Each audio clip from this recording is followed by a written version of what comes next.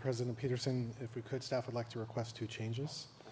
The first one is if we could, on item 14D2, that's the contract list, staff would request that we strike through item 2, the Rosling Nakamura Terada Architects, to bring back at a future board item, board meeting.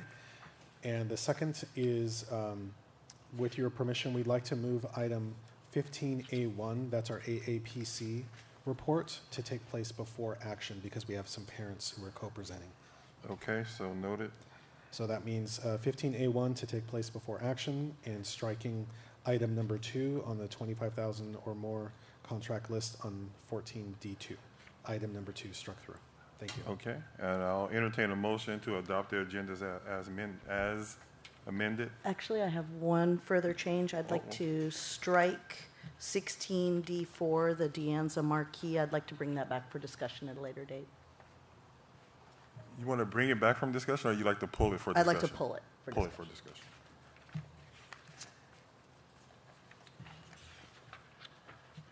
Okay, so we'll discuss that right before we do the consent calendar on 16.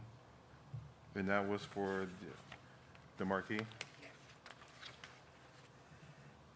Okay, so noted. Any other amendments to the agenda? No, I'll move approval as amended. Second? Thank you. Vote as follows. Trustee Dannenberg. Yes. Trustee Fredericks. Yes. Trustee Rodriguez. Yes. Trustee Forsythe. Yes. And Trustee Peterson. Yes. Thank you. Motion carries 5-0.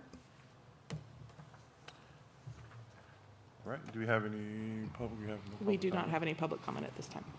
Okay. So we'll go to closed session where we will discuss conference with labor negotiators, employee organization, public employee discipline and dismissal, and conference with the legal counsel. I'll entertain a motion to go to closed session. So moved. Second. Thank you. Vote as follows. Trustee Dannenberg. Yes. Trustee Fredericks. Yes. Trustee Rodriguez. Yes. Trustee Forsythe. Yes. And Trustee Peterson. Yes. Thank you. Motion carries 5-0.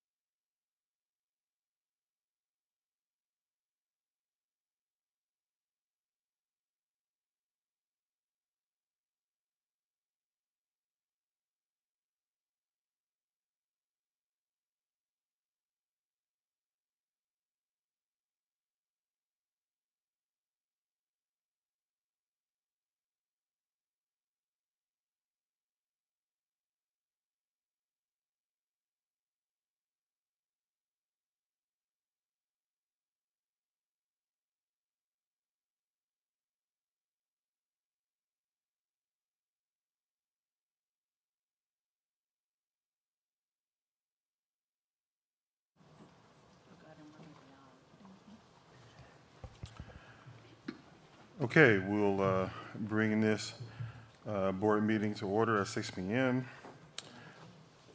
We'll now stand, if you're able to stand, please stand for the Pledge of Allegiance.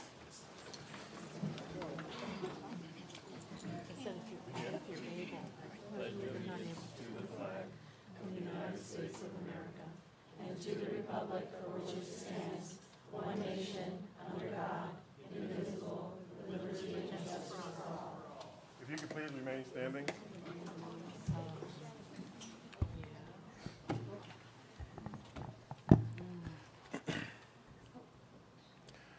We're going to take a moment of silence to honor Ventura High School senior Adrian Lucas, who recently passed away after bravely fighting a rare and devastating illness.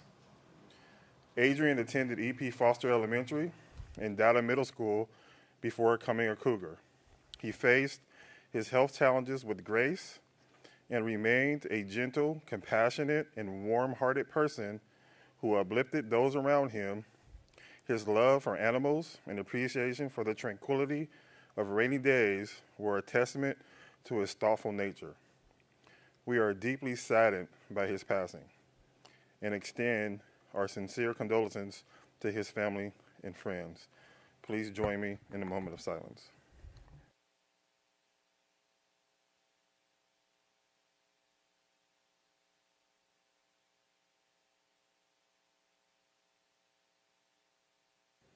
Thank you.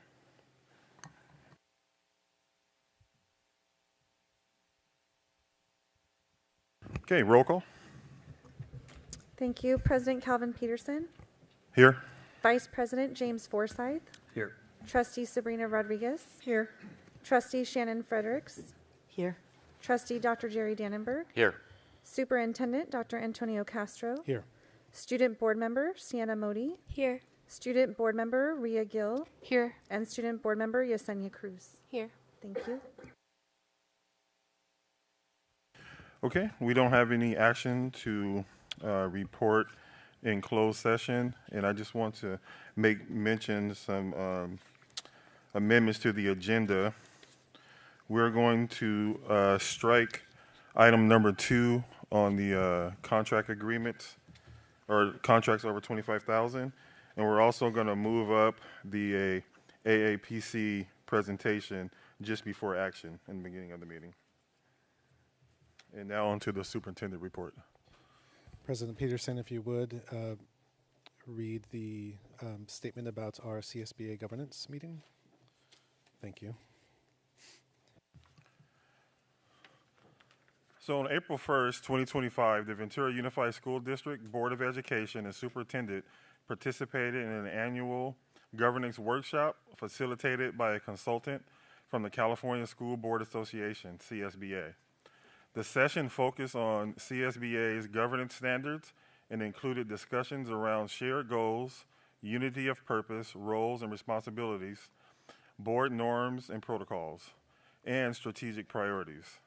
These workshops support effective governance and alignment between the board and the superintendent. Thank you. And Moran, if you can bring up the Gratitude Awards recipients.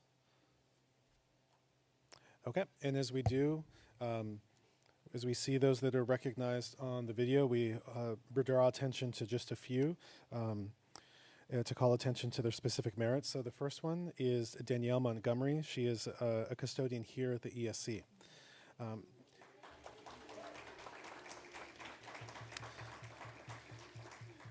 Danielle Montgomery is a dedicated custodian who is a shining light in the workplace. With a happy and hardworking spirit, she pours her heart into everything she does, filling the building with positivity. Danielle consistently goes above and beyond, never hesitating to lend a helping hand or brighten someone's day.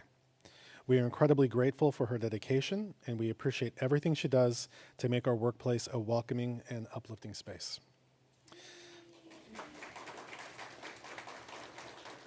The next individual is Michael Aguilera. He's a Buena High School student nominated by a fellow student. Michael is noted as being a bright student who takes pride and works hard. This individual is grateful to have seen and benefited from his willing spirit and ability to jump in where needed. He's someone who brings a warmth and playful attitude to the room, and he's considered to be an amazing friend and student. Our next recognition is Maya Murillo. She's a health technician at Pierpont Elementary. Maya is noted as being an incredible asset to the school community there, consistently demonstrating dedication, hard work, and an unwavering commitment to the well-being of our students. Her kindness and compassion are evident in her interactions with students, families, and staff. Maya's ability to connect with students and make them feel safe and comfortable in the health office is a testament to her genuine care for their well-being. And although we've already celebrated a little bit, if you could just join me in celebrating all three. Thank you very much.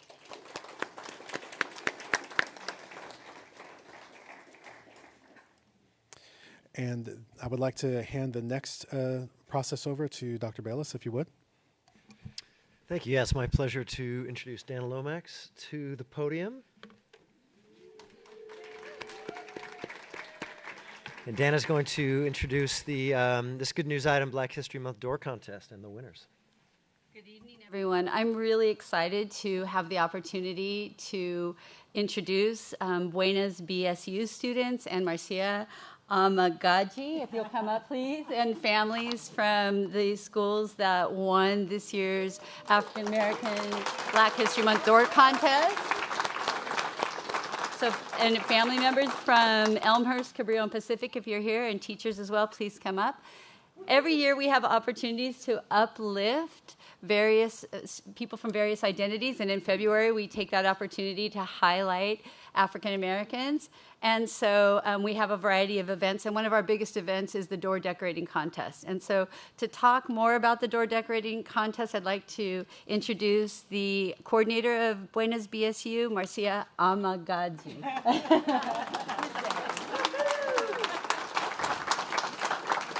Hi, thank you. I'm going to do very little talking and hand it over to my co-leaders. Every year we do a Black History Month celebration, and the BSU Club is really stoked about it every year.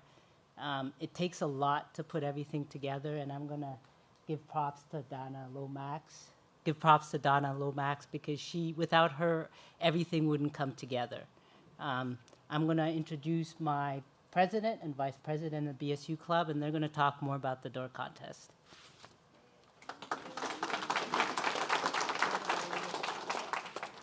Hello, everybody. My name is Christian Garcia. I am a senior this year. This is my 4th year in the Black Student Union at Buena High School, and I'm the club president. Hello, my name is Juliana Quiros. I am the vice president of BSU. I'm also a senior at Buena, and this is my 3rd year in the Black Student Union. So the BSU has hosted the annual, this is our 4th year hosting our annual Black History Month door contest. Our door contest is an event that recognizes the struggles, achievements, and contributions to Black individuals and communities throughout our nation, by having students all over the Ventura School District, including elementary, middle school, and high schoolers, to design a door that they think proves Black excellence. This year's theme for the Black History Month door contest was African Americans in labor. We had over 71 entries from 14 different schools, and there's been tremendous participation increase. Starting back to when I was a freshman, going on and looking at all the Black History Month doors for the door contest, when I first started, the doors, they looked pretty cool and all, but it was more so like the students were delegated with the task, and they found like the task, oh, we have to make a door for door contest. This year, it was like they were privileged and grateful, like, oh, we get to do a door contest this year. So I noticed an increase in effort and an increase in care, and they actually cared about creating a good door. And I learned a lot from all of them. So now we would like to show you guys our top 3 winners. If we can go to the second slide, there we go. So for Elmhurst Elementary in Miss Fraser's class, the students made Ruby Bridges, a door about Ruby Bridges, and what really piqued my interest was the recorder.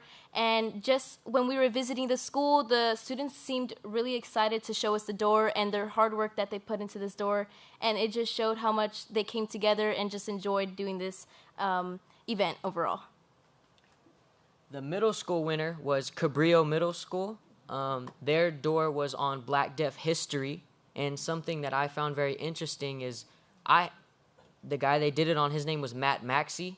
He was an African-American sign language interpreter, and I felt like it was just a great door for shedding light on things that I've never really heard of. You're bridging the gap from two minorities, African-Americans and the deaf community, and you're bridging the gap to show everybody the inclusiveness and the change he made. So I never heard of him. It was a great learning experience for me, and that's why that was one of my favorite doors. And finally, we have the high school winners, which was for Miss Saller's class at Pacific High School, and they made a door. Oh, go ahead. They made a door on Ashanti, the R&B artist, and what also stood out to me was the key on the art and all the effort that the students put in, and it just showed how they all came together to work on this door, and it just showed all the effort, and it was just great overall. And now we're going to show you guys all of the contestants over all the schools, so it's a slideshow. So thank you guys for listening to us, and enjoy. Have a good day. Have a good day.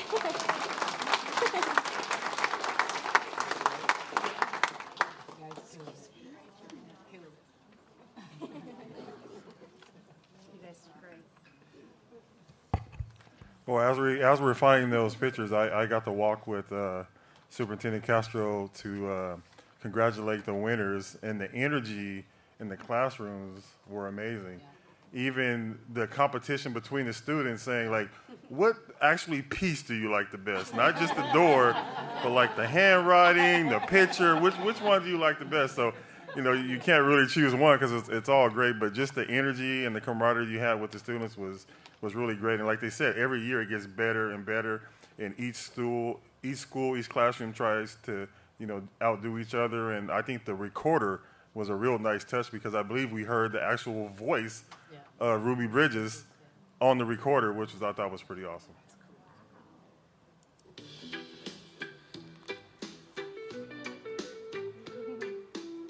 Hey VUSD, a huge thank you to all the students, teachers, and staff who participated in this year's door contest.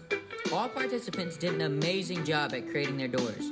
And congratulations to the overall winners. Thank you for participating because this year was a huge success.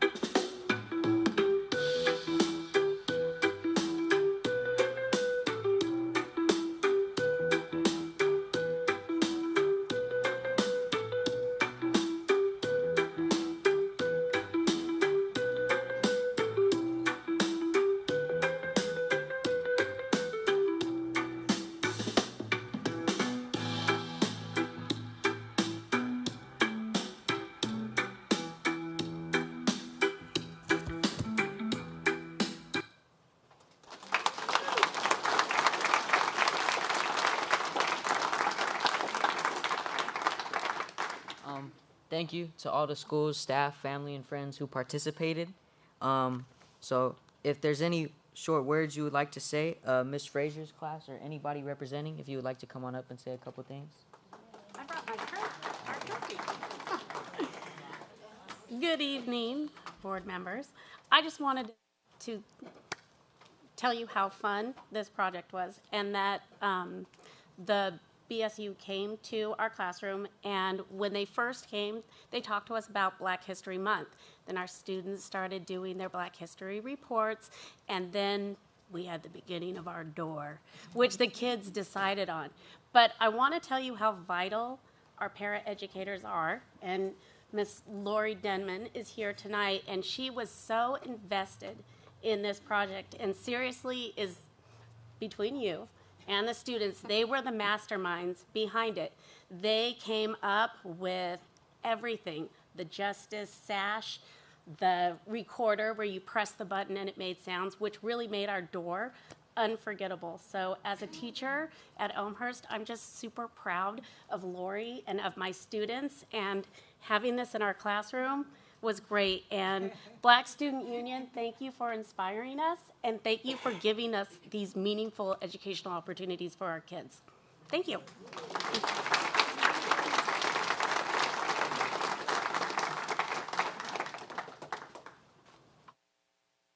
If Ms. Johnson's class or anybody representing would like to say a few words.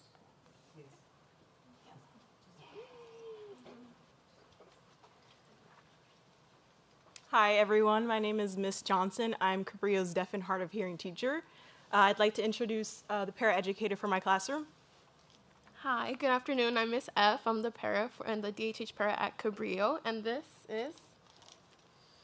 My name is Kevin, and I'm in sixth grade. Yeah, that's it. We just wanted to take the time to say we really appreciate our class being recognized. We wanted to shed light on not only Black individuals, but Black deaf individuals, because not only are Black individuals underrepresented, but so are deaf individuals. And as someone from the Black Student Union said, combining Black and deaf is really underrepresented, so we just wanted to shed light on that.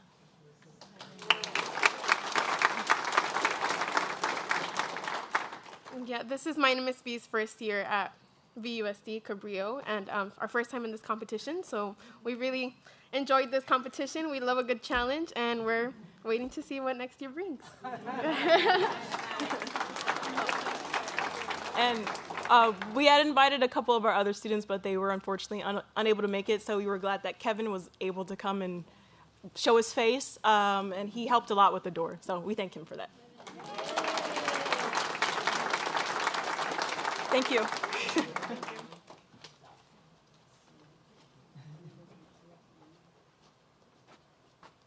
And last but not least, we have Ms. Sellers' class and anybody representing Ms. Sellers' class.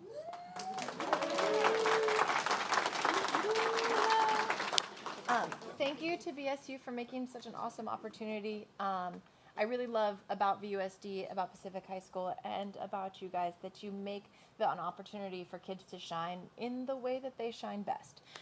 So I think that was our door. Kids showed up in the way that they wanted to show up, and you left that wide open for us, and I really appreciate that. I do need to shout out Val Hernandez was the artist that did the beautiful art there and on the top. He's an incredible artist. He did the Ashanti and the he free-handed that on the bottom, just went for it. Yeah, so thank you so much for taking the time to recognize publicly a student that really just took a moment to shine, and I think he did an excellent job. So thank you for the opportunity to share. Thank you for creating the opportunity for him to do his thing. Thank you.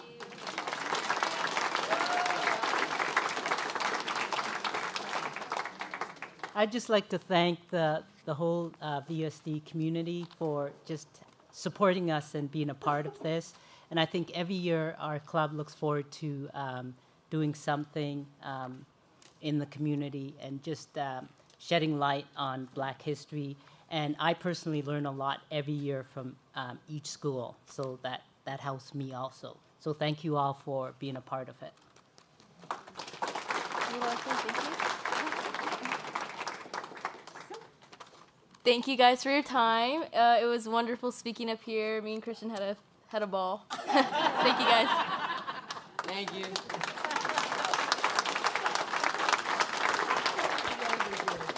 All right, thank you very much. And now we're on to our student board reports, and we'll start with Sienna. Hi, my name is Sienna Modi. I am the ASB president at El Camino High School, and here is our report for tonight. So starting off with the board priority of student achievement, we had 7 students be recognized as students of the quarter by their mentor teachers. These students displayed student achievement through their dedication, hard work, positive attitudes, and personal growth, among other qualities. Next, under student achievement and education options, we have our Ventura College advisement sessions. These are going on to prepare students to register for the classes they'll take next semester. These sessions are held twice a year and are an opportunity for students to talk with their counselors, go over graduation requirements, and make their Ventura College plans for the next semester. Under building culture and climate, we had a 3-day college tour trip at the end of February. This trip was open to all students, and they got to tour a variety of schools in the Southern California area, including CSU Fullerton, Chapman University, San Diego State University, CSU San Marcos, the University of San Diego, and UCSD. And this trip built culture among the students and gave them an insight to the schools around us that they may be interested in applying to someday. Also, under the board priority of building culture and climate, we had our April Quad Day last Friday. This Quad Day was called Eagle Games, and it was loosely inspired by the show Squid Games. We had lots of different challenges that students could participate and compete in to earn points, and with these points they were able to accumulate as many as they could to have a chance of winning one of the prize bundles that were themed that leadership put together. Some of these challenges included games such as red light, green light, or activities like cutting out a shape in a piece of Dalgona candy. We had a good amount of student participation, so that was really fun to see. And then as for upcoming events, we have prom on April 25th. Our theme this year is Tangled, and the event is called At Last I See the Light, so I'm really excited for that. And that concludes my presentation. Thank you. Maria. Hi, my name is Ria Gill. I'm this year's ASB president at Foothill Tech High School, and I'm here to update you guys on what we've been doing this past month.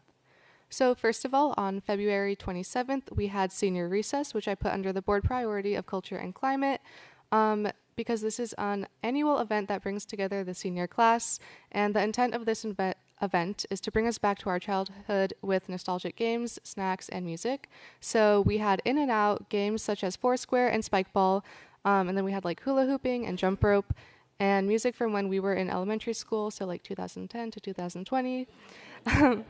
And then, sorry, and crafts such as friendship bracelet making. Sorry.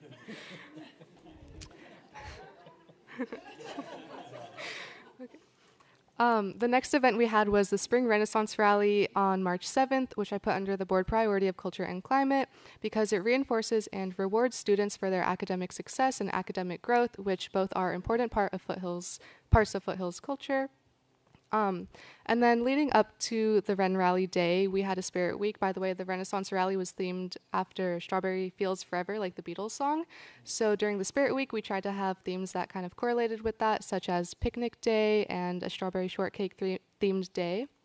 And specifically with this Ren Rally, we sent out a Google form prior to the event to get increased student input.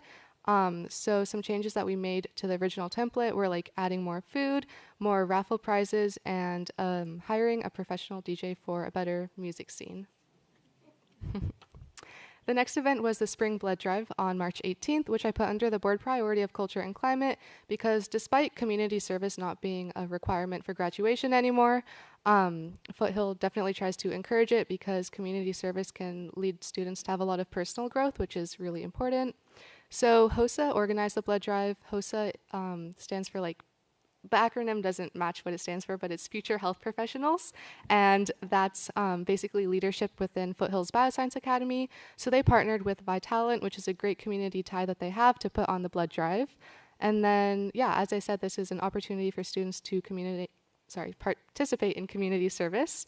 And at the blood drive, they raised 57 pints, which is enough to save 171 lives. And as a total this year, they have raised enough blood to save 288 lives.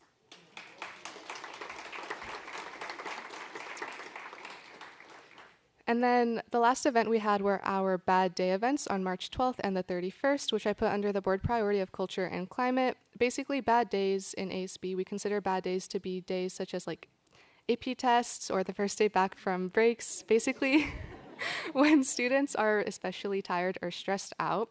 So on the 12th, we distributed treat bags to students who were testing for the bilingual seal since they were probably a little bit more stressed that day. So in those treat bags, we put candy and notes of encouragement just to keep them going.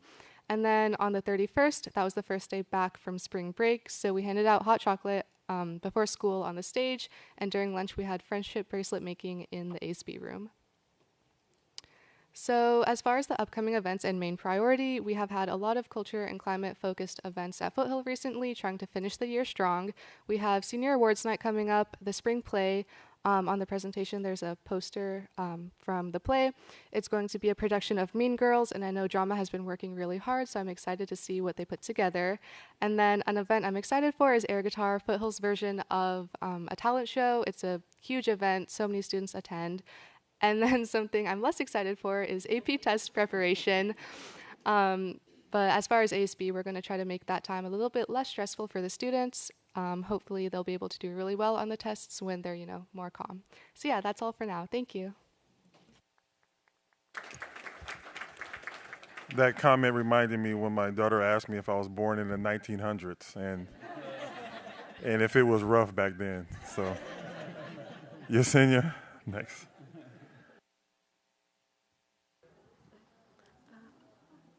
Good evening. My name is Yesenia Cruz. I am a student in the front and back medical assistant program at VACE. Tonight, I am delighted to present an overview of the remarkable achievements and initiatives that have taken place at VACE. VACE offers 3 levels of English as a second language classes, as well as a U.S. citizenship preparation class. VACE has over 300 ESL students and also offers classes at other locations in Ventura. Adult ESL students chose actors that they would like to play at the parts of the characters in Dirty Work, a short novel by Reed Farrell Coleman. This academic year, we're excited to share that VACE has completed 50 high school equivalency graduates so far. Congratulations, graduates. VACE IAT programs focus on job skills for second language learners. In February, VACE started its 14-week spring caregiver and per-educator IAT classes. Each class has enrolled over 50 participants and will provide Ventura County with well-trained professionals. Please play the video. Oh, well, the students are taught literacy, math, science, and art, which helps support classroom teachers. Since the last VUSD board meeting, several VACE career technical education graduates secured employment in medical or continuing on to enroll in other programs or higher education. VACE is hosting a career expo as a joint endeavor with the Workforce Development Board of Ventura County and EDD. Check it out on May 29, 2025 from 10 a.m. to 1 p.m. at 5200 Valentine Road in Ventura. VACE TDC Studios once again assisted at the annual First Robotics competition over 2 weekends last month at the port of Winimi. Staff and students provided webcasting and camera operations as teams from around the world battle towards global domination in the area's regional matches. Next, we have Student of the Month. It might be a familiar face.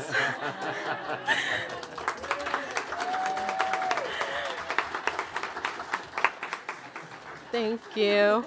I just want to thank my amazing instructors, Ms. Alicia Jones and Ms. Margie Garzon, who have helped me so much throughout my journey.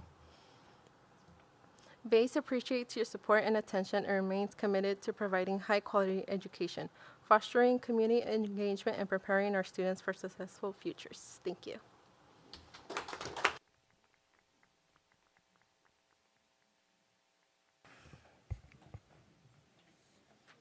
Do you have any correspondence? We do not.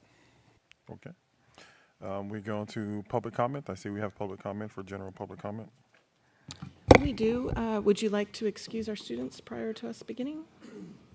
Traditionally, they like to stay through public comment, and I usually do it after public comment. So I think after public comment, feel free to go do your homework and study for that AP test. And President Peterson, can you tell me how many minutes our folks are We're going to continue with 2 minutes. Great, thank you. Okay, thank you. Good evening. You will have 2 minutes to speak this evening. I will give you a 30-second warning, and the timer will indicate when time is up. Before we begin, we would like to remind everyone that the governing board recognizes the impact that civility has in the effective operation of the district, including its role in creating a safe and positive school climate and enabling a focus on student well-being, learning, and achievement. The board believes that everyone should be treated with dignity and respect in their interactions within the school community.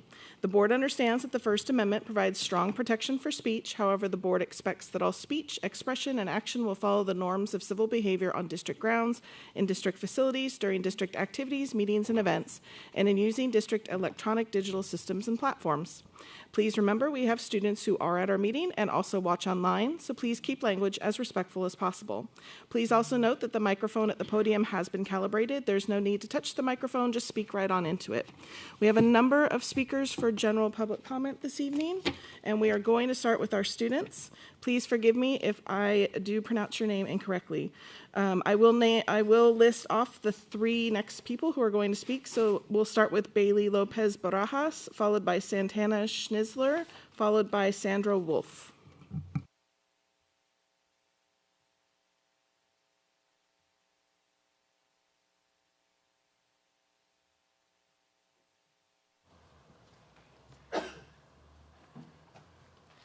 Hello, my name is Bailey Lopez Barajas. I go to Portola Elementary and I'm in 4th grade. And I'm here to ask you to not cut elementary school library staff. I like my librarian, Miss Colleen. Today I'll be reading part of an article that me and my friend Keisha wrote for our school newspaper. Our school district is cutting important people that we need to keep our school thriving, like our librarians. But did you know that librarians do more than help people find books? They also encourage people to read. And at our school, our librarian runs programs that keeps our school running better, like the newspaper, the kindness program, and the library assistance program. VUSD is doing this because they are over budget. That means the district didn't make sure they had enough money to pay their employees. To fix the problem, they have decided to cut jobs of important people we need. Many people think the way they are fixing the problems is unfair. When the district tried to cut middle and high school librarians, staff, and counselors, students and teachers and the public complained at the board meetings, and the board decided not to cut these jobs. How can VUSD think of cutting our elementary school library staff when elementary librarians are a path to the life of reading?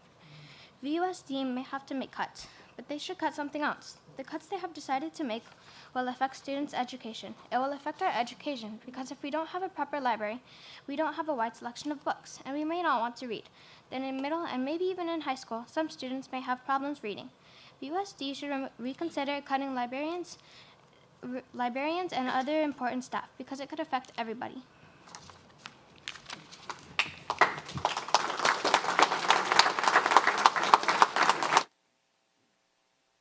Thank you. Up next, we have Santana, followed by Sandra Wolf, followed by Ryan Alderman. I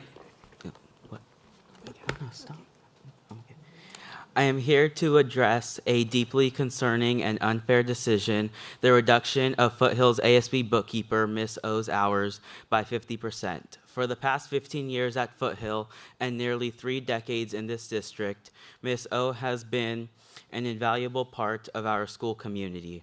She is more than just a staff member. She is a source of support, kindness, and dedication. Her role is essential, and cutting her hours in half is both unrealistic and unfair. The responsibilities of an ASB bookkeeper cannot be condensed into 4 hours a day. In addition to supporting the ASB program at Foothill, she assists programs such as yearbook, art, journalism, bioscience, AVID, DTech, graphics, and counselors. To be completely honest with you, she supports anyone who comes to her for help. I ask you to consider this. If the district office were to lose 50% of its staff, would it be able to function effectively? I think we all know the answer to that, so why is it acceptable to impose this burden on an ASB bookkeeper? Buena High School's ASB bookkeeper did not receive any cuts despite having fewer students than Ventura High School, which saw a reduction of 3 hours. Additionally, the most senior ASB bookkeeper in our district got cut. Why is that? Why were these cuts made in such an uneven manner? Decisions like these send discouraging message to our staff. After decades of service, they want job security and the ability to continue serving students. I urge the board to listen not to numbers on a budget sheet, but to voices of those who are directly affected, the staff, students, and the entire Foothill community. We need our ASB bookkeeper working at full capacity, not half. Please reconsider this decision and reinstate her Time is up. hours.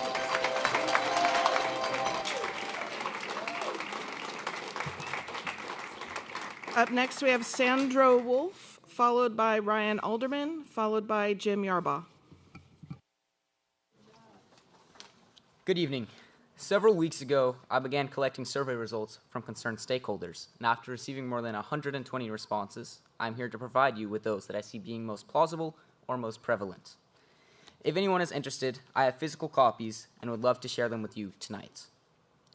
While I understand that a few of these ideas may have already been examined, several may currently remain unconsidered.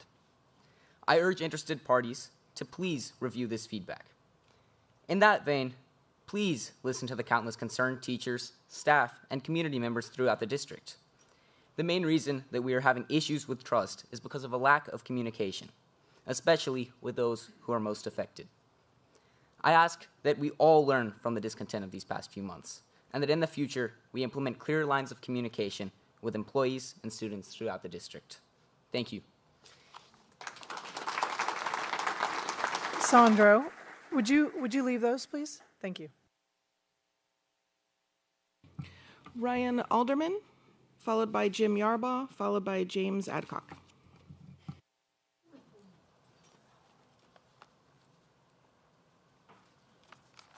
Hello, my name is Ryan Alderman, and I'm a senior at Foothill Technology High School. And let me just say, if it weren't for the bookkeeper, Miss Othelia Blackler, I would not still be there. Miss O has taught me some crucial things in life. She has taught me to always love what you do and do what you love. That's why in the fall I'll be studying child development to one day become a teacher, like my mom. She's always taught me that there's good in life, that you can be the good. She's always been the good in my life. She's the reason I've stayed at the school when I didn't feel included. She's the reason I've been there. She's always been one who's kept up with my school and questioned me and made sure I was doing all right. She's always been the mentor and my rock. While other teachers weren't there for me and also said at lunch they didn't have time for me, she's always been there no matter what. No matter the pay cut, no matter the hour cut, even if it's 50%, she's always been there. So I truly think that you should reconsider her hour cut. And I would like to make it clear, I've worked at Trader Joe's for almost 2 years now. I'm 18 years old, and I get well over 8 hours, or I get 8 hours, no matter what. 18. She's been an employee that's worked in this district for over 2 decades. 2 decades. That's like way over how old I am. And she's getting 50% cut. She totally deserves 8 hours at least. So please reconsider. She's amazing. She deserves this job more than anybody at the school. She's just like, she rocks. Okay, if there's anybody going to calm me down before a presentation, before my president's speech, because I was the Democratic president for my class, what up? She rocked. She was just always there, and she brought me back down to earth when nobody else could. When teachers would say, I'm over teaching because no one's listening to me, she always would listen to me no matter what I had to say or what I was talking about, whether it was what I had for lunch or who made me cry that day. She has always been there. Thank you.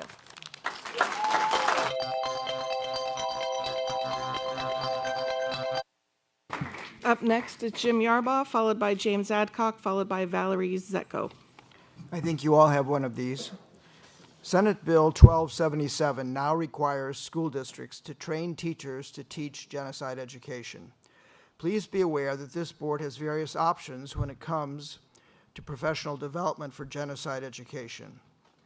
This board can use qualified teachers who already work for the district, including ethnic studies teachers. If the board chooses to contract out the work to teach genocide education, the packet I have given you lists some options. I advise this board to not contract with the group California Teachers Collaborative for Holocaust and Genocide Education. Why do I and others take this position? California Teachers Collaborative, which does not actually represent California teachers, is dominated by the ADL, Anti-Defamation League, and similar groups, which conflate anti-Semitism with criticism of Israel's actions in Palestine. The ADL has two curricula, No Place for Hate and Echoes and Reflections, which direct students back to the ADL website to report criticism of Israel as an apartheid state as hate speech. Board members, it is not hate speech if students notice that an apartheid system exists in Israel-Palestine. It is not hate speech to call apartheid what it is, or to call genocide what it is, no matter who perpetrates the apartheid or genocide. Our students deserve honest presentation and discussion about a topic as important as genocide. Please study the information I have given you. This packet also contains information about the proposed bad legislation, AB 1468, which is another effort to censor Palestinian and Arab American voices in ethnic studies and to unfairly police all ethnic studies content. AB 1468 is also an attack on ethnic studies and must not pass. Thank you. Up next is James Adcock, followed by Valerie Zecco, followed by Kathy Elliott. Hello, again. All right, cause and effect. Cause, the reason something happens or an initiating event. Effect, the result of the consequence, the result or consequence of the cause. Causality, the principle that one event is directly responsible for another. Cause, administration wanted better security for this building, so you spent $18,000 that the board didn't have to approve on a new camera for the building. Effect, we wasted $18,000. After 2 days, it was decided that having to check in was not very welcoming. Couldn't we do better?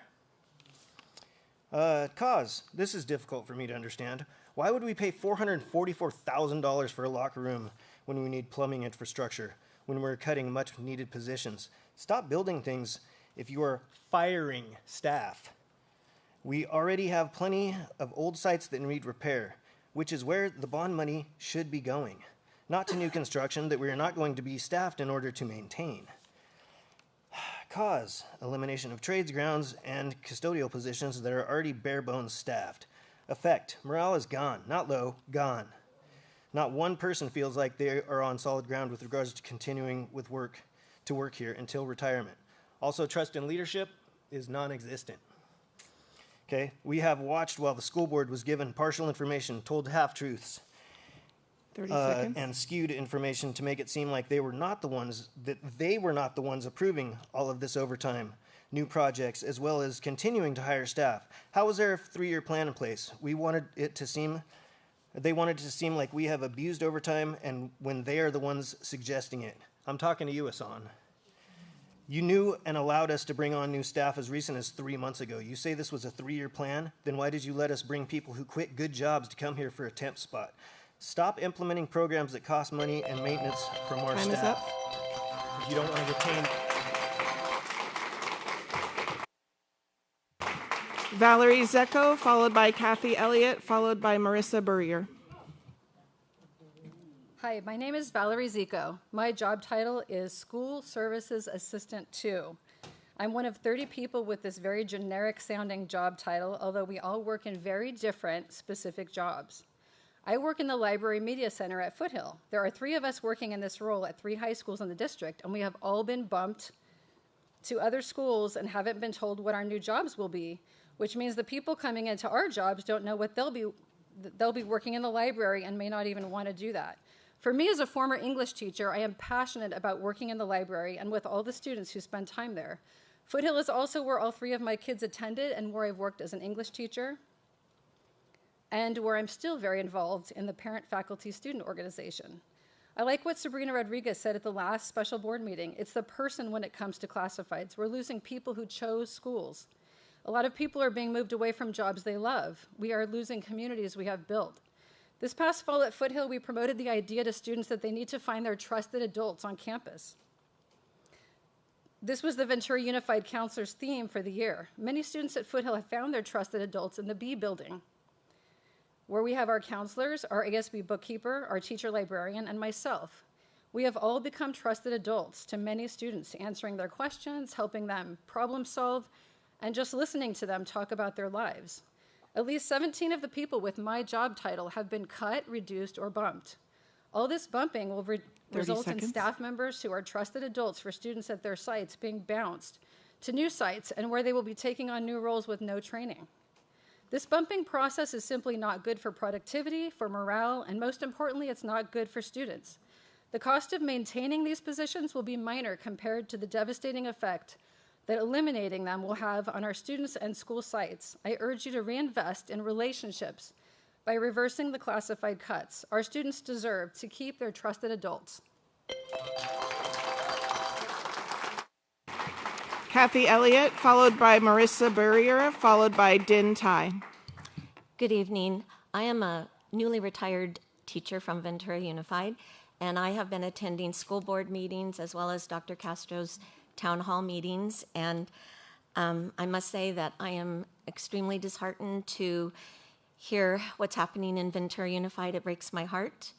I hear about the projected classified positions and certificated positions, and it boggles my mind how this wonderful district has gotten to this point. But I'm here tonight specifically to support my good friend, Miss Othelia Blackler, who is the ASB accounting tech at Foothill. They have projected to reduce her hours from 8 to 4. And I could stand here and tell you all the amazing things that she does and how she always goes above and beyond what is asked of her, and she wears many, many, many hats. But I have a letter from a former Foothill student who sent it in support of Miss Blackler, and he asked that it be read, so I'm going to do that for him, in support of her. So it's a statement to the VUSD School Board regarding Othelia Blackler. Good evening, members of the board. My name is Matthew Godfrey, and I'm a proud graduate of Foothill Technology High School, class of 2020. During my time at Foothill, I was involved in student life, as a member of ASB, a student athlete, a club president, and a part of the journalism team. Across all of these different groups, one person who consistently helped turn our ideas into action was Othelia Blackler. She wasn't just someone working behind the scenes, she was essential. Whether we were planning a team fundraiser, organizing a school dance, or managing a club budget, she always offered honest, clear, and valuable insight into financial realities. Her understanding of the school's financial systems and the logistics that come with them is essential for students learning how to plan and lead responsibly. Her guidance helped us stay grounded and realistic. Please keep Ms. Blackler. Miss Elliott, if you didn't finish the letter, if you would please leave it, if you have copies. Yeah, thank you. Ms. Burrier, followed by Din Tai, followed by Nathan Donnelly. Good evening, school board and VUSD members. My name is Marissa Burrier, and I've been a teacher for VUSD for 25 years. I'm here this evening to discuss class sizes at E.P. Foster Elementary School, where I've been teaching for the past 20 years. I'm currently teaching 5th grade with 36 students. Our 4th grade class has 36 students, and our 4-5 combo also has 36 students. E.P. Foster is one of the highest needs schools in our district. Our students' families work hard to provide for their children, often working multiple jobs to make ends meet. In my class this year, I have 21 language learners, 3 of whom are recent arrivals, 1 student who is unhoused, 11 students with an IEP, 3 students who have had a mom or a dad pass away, 2 students raised by someone other than their mom or dad, and 17 students who come from a single-family home. I am one adult trying to meet the needs of 36 students. Now, I consider myself a seasoned veteran teacher, but this is just an overwhelming amount of needs for one person to address, all while teaching, assessing, and grading 8 curriculums. I have the same amount of students that middle or high school classes might have, but instead of teaching 1 subject or 2, I teach 8. In addition, the reading levels in my class range from kindergarten to 9th grade, so in addition to 8 subjects, I teach 10 different reading levels. EP Foster gets little to no PTA funding. This year, we have raised less than $1,000. Many schools in this district fundraise $20,000 to $80,000 a year. This allows those schools to provide extra resources and opportunities for their students. To note, last week we lost our librarian, and now a school where a majority of students don't have books at home no longer gets an opportunity to check out books from their school library. I know that VUSD has no control over how much money each site fundraises, but VUSD does have control over class sizes. Now I know that according to our contract, I can have up to 37 students in my class. However, just because you can doesn't mean you should. An important facts to consider. EP Foster's student-teacher ratio is 25-1. The Ventura Unified student-teacher ratio is 24-1. Mound School's teacher ratio is 22-1. Loma Vista's teacher ratio is 22-1. Why is a school with one of the highest needs have the highest student-to-teacher ratio?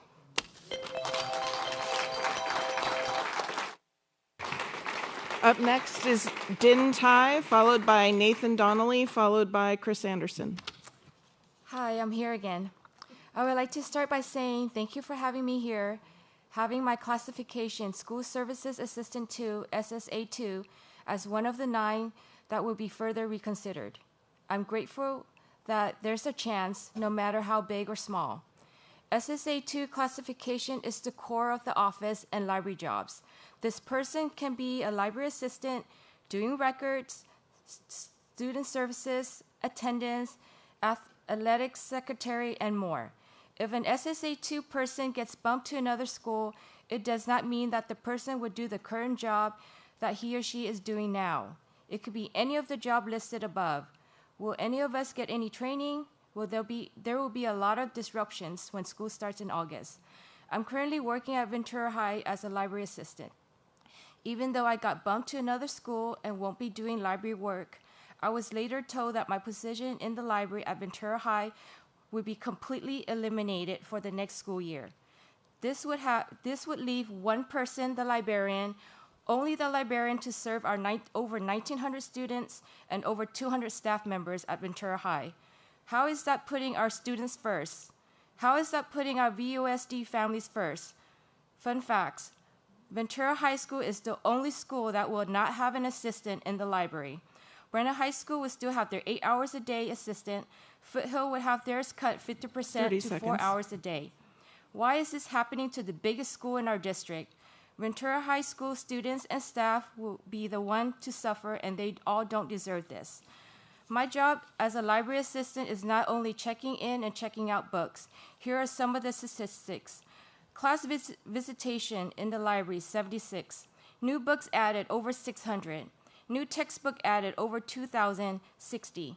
IT, technology tickets to date, 345. Time is up. Thank you. Nathan Donnelly, followed by Chris Anderson, followed by Catherine Pike. Intent does not matter when the impact is devastation. The district is currently operating using a top-down management style where management makes decisions with little to no input from staff members. How does that play out at the school site? It results in things like Promethean boards in the hallways that teachers don't want. And it gets us private individuals selling public school teachers their books during professional development days. Management knew how much was awarded for the ESSER 3 funds in 2021. Management hired the positions knowing that that money was finite, and a plan was not developed to either retain those positions or find alternate funding for those positions. Management then presented the board with a list of positions that needed to be reduced because the emergency funding had run out. Those positions were reduced. After those positions had been reduced, that same management did not know, nor even thought to check whether the reduction of those positions would put the district out of compliance with Ed Code. This style of management is clearly not what is best for student well-being, nor keeping the district in compliance with Ed Code. It is clear what needs to be done. Management positions at the ESC should be reduced to demonstrate that the district is willing to share the pain as fiscal solvency is retained. And because that same management did not plan for this moment.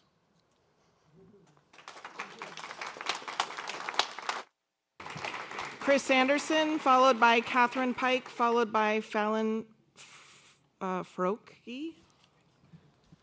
Members of the board, district personnel, and Ventura families. Words can be used to communicate the intent of one's actions. If those actions do not match the words, then the only plausible explanations are either miscommunication or deception. This year at DATA, the words we've heard from our principal in the district are for greater parent involvement. At the beginning, unfortunately, whenever the opportunity has presented itself through action, the reverse has been true. Here are just a few examples.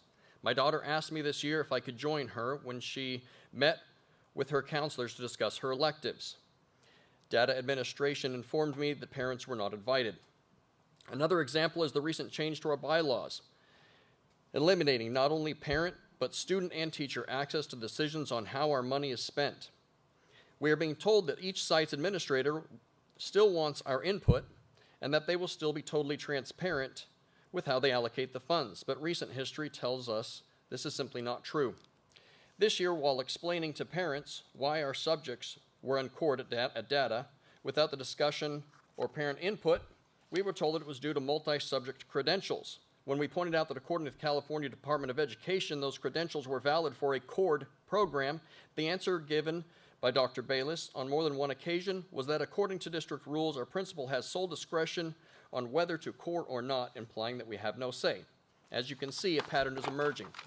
When the board needs to be aware 30 seconds. That the district is attempting to consolidate powers and eliminate oversight through the new bylaws. Once this is done, precedent will be set and the decision making will not be shared. Instead, we will receive the same answer we've gotten already this year, which is that it's their legal right to make that decision according to the rules they wrote. What we don't know as a community is whether you, the board, want this as well, or whether the district has been undermining your authority. I beg you as our elected representatives, please represent our interests. Thank you. Catherine Pike, followed by Fallon Faroki, followed by Shannon Lopez.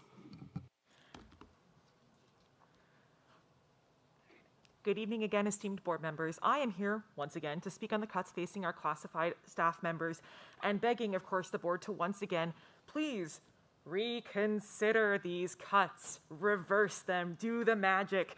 If I am being so frank, you are all really talented people. I know that there are other solutions that we can come to, as many of my colleagues have said in the many meetings that we have had prior to this.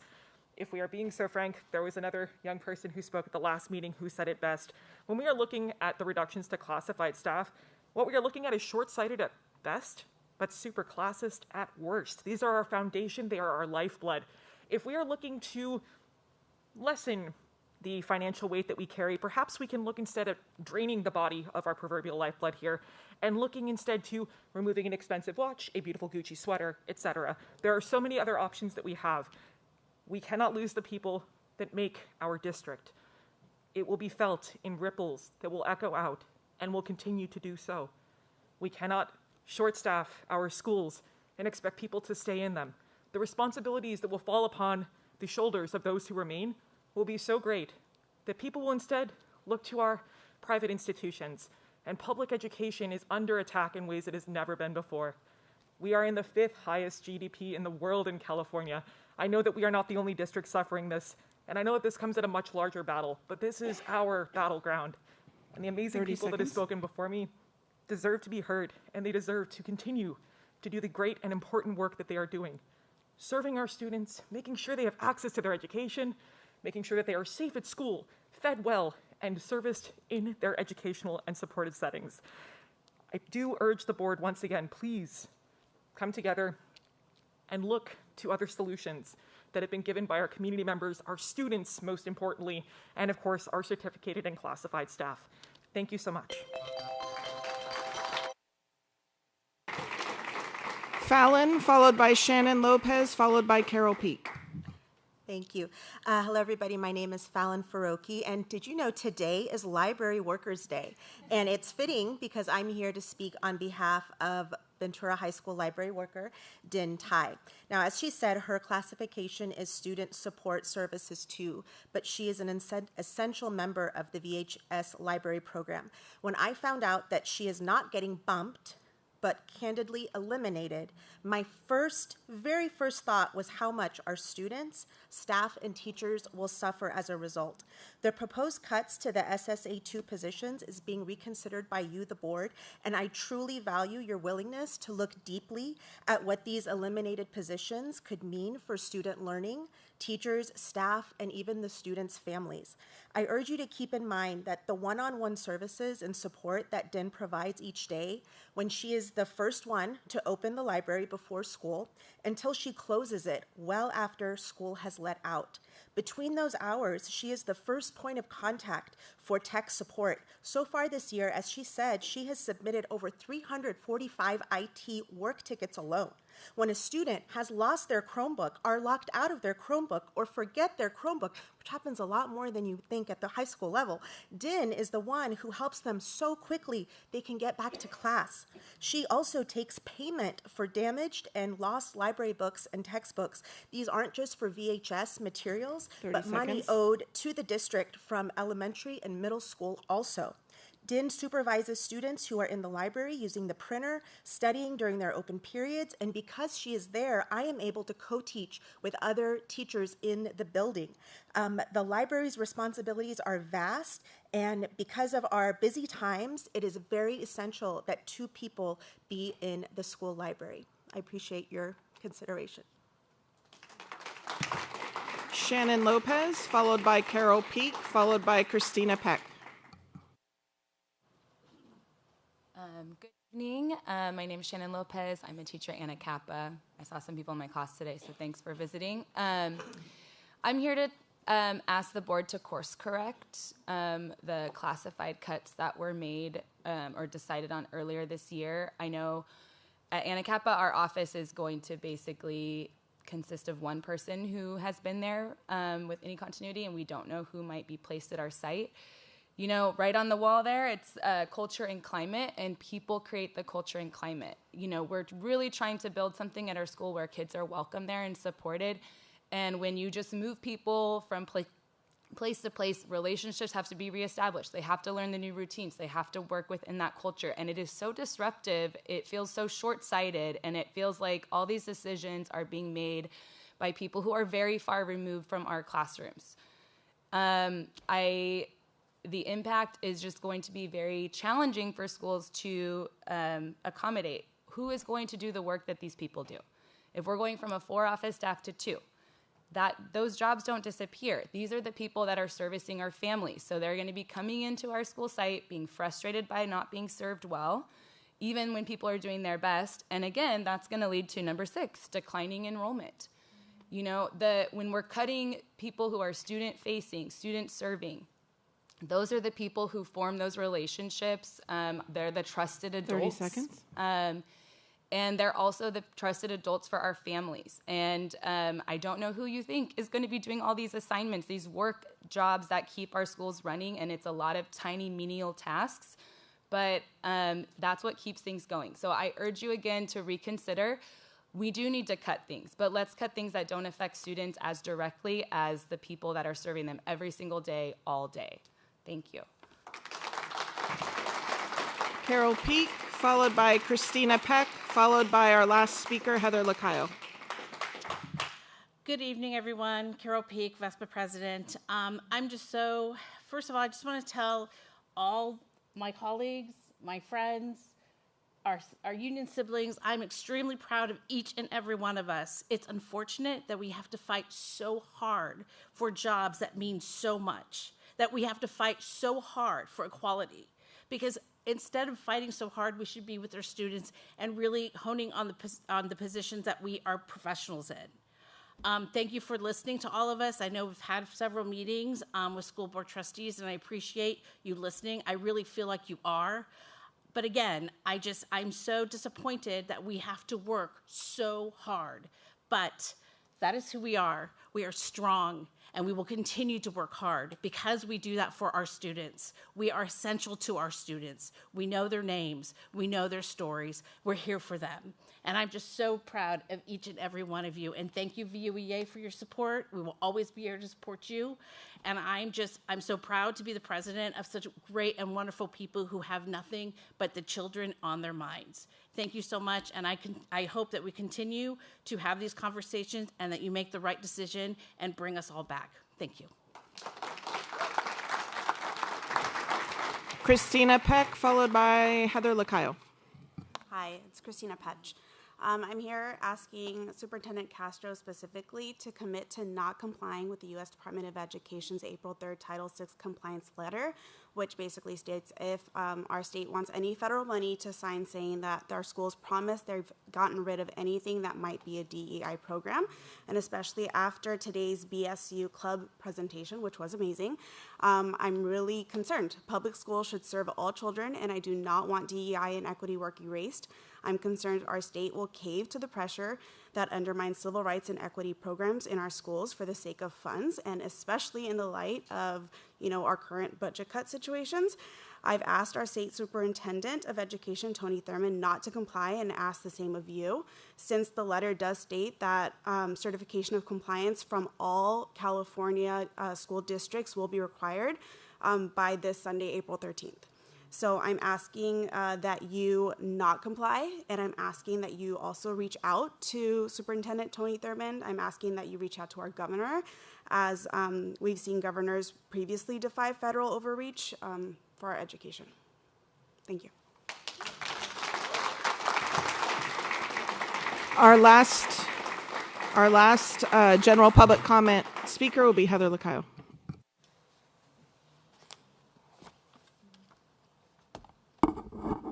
Hi, I'll start by stating that DATA has just completed a federal program review of our school. And I understand this to mean that all of our rules, processes, budgets, committees, and groups such as School Site Council were inspected. DATA passed our review without formal complaints of any type. And I think that we've all worked very cooperatively together to have that happen. Staff, parents, teachers, everyone. We are fortunate to have such an in-depth knowledge in our School Site Council. Last year, before the end of the 23-24 school year, our School Site Council proactively put together the information needed for this year's 24-25 budgets, along with our School Plan for Student Achievement, or SIPSA, for the 2024 school year. We were on track to do the same thing this year for 25-26. This is apparently something that not all schools do, and because we clearly understand the challenges of starting a new school year while rushing to develop a SIPSA and approve budgets, we are absolutely in alignment with this idea to move that deadline up. We think it's a great idea. We actually formed a bylaws committee and hoped for input from district staff following our review so that we could discuss and vote on appropriate changes to match our needs. Last week, we were surprised when a stated bylaws presentation by district staff turned out to be a mandate to enact pre-written bylaws to be effective immediately for our School Site Council, and it sounds like all school site councils within Ventura Unified School District. Only after our enthusiastic feedback were we given an option to send in questions or suggestions to be reviewed by staff. I don't understand. Does VUSD truly wish to have fewer voices working in support of our students? Previously, collaboration, two-way open communication, shared responsibilities, and powers existed, and in fact were encouraged in the SSE training manual put forth by VUSD. Parents, students, and teacher stakeholders elected by their peers had a voice. We have substantive changes to our bylaws now that remove our voices. Thank you. Please.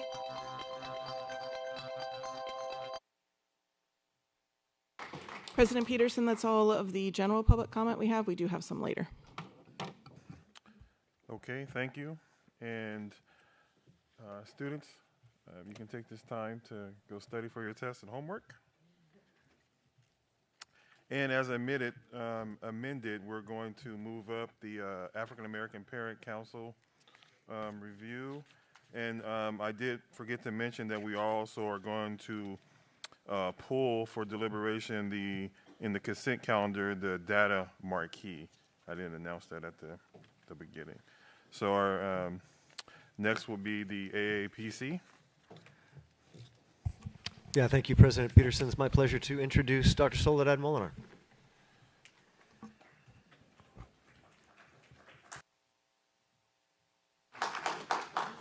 Thank you. Good evening, trustees, President Peterson, Dr. Castro. I have the honor of introducing our annual African American Parent Council Advisory Report. This evening we have Robin Freeman, Marcia Gamagaji, Bobby Richards, Aisha Estacio, Harold Hutton, and Dana Lomax, who will guide us through this presentation. Thank you. Robin? Good evening. Good evening.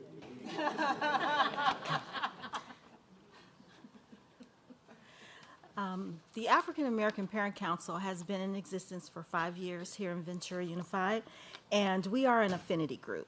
That means that we offer families the opportunity to discuss their individual experiences as African Americans or parents of African American children among a peer group that shares a common identity.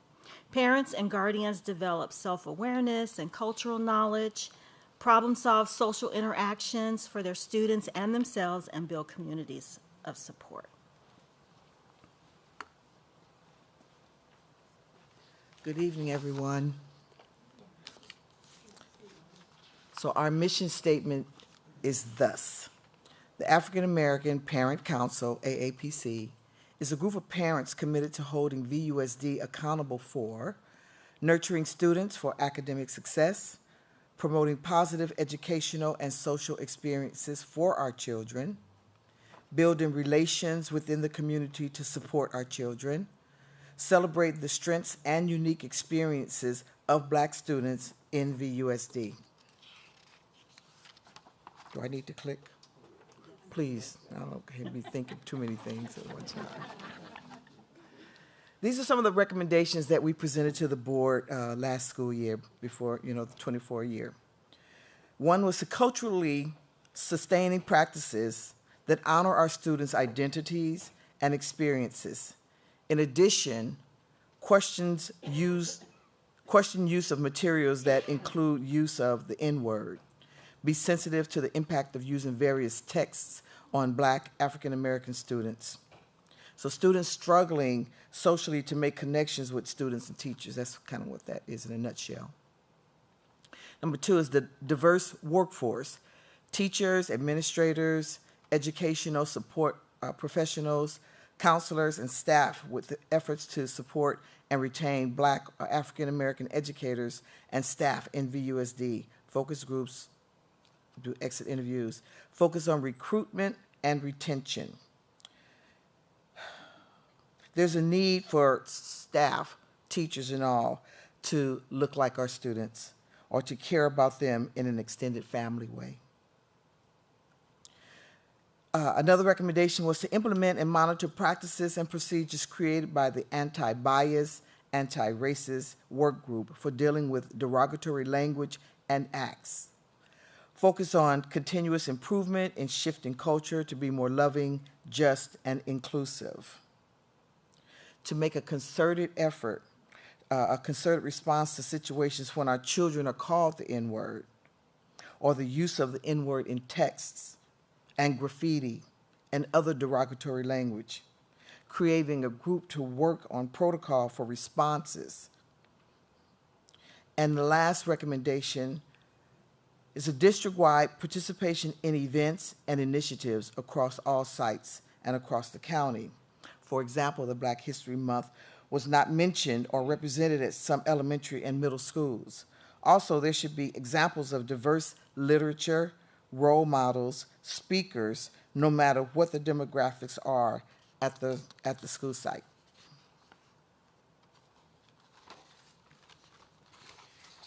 Okay, great. Oh.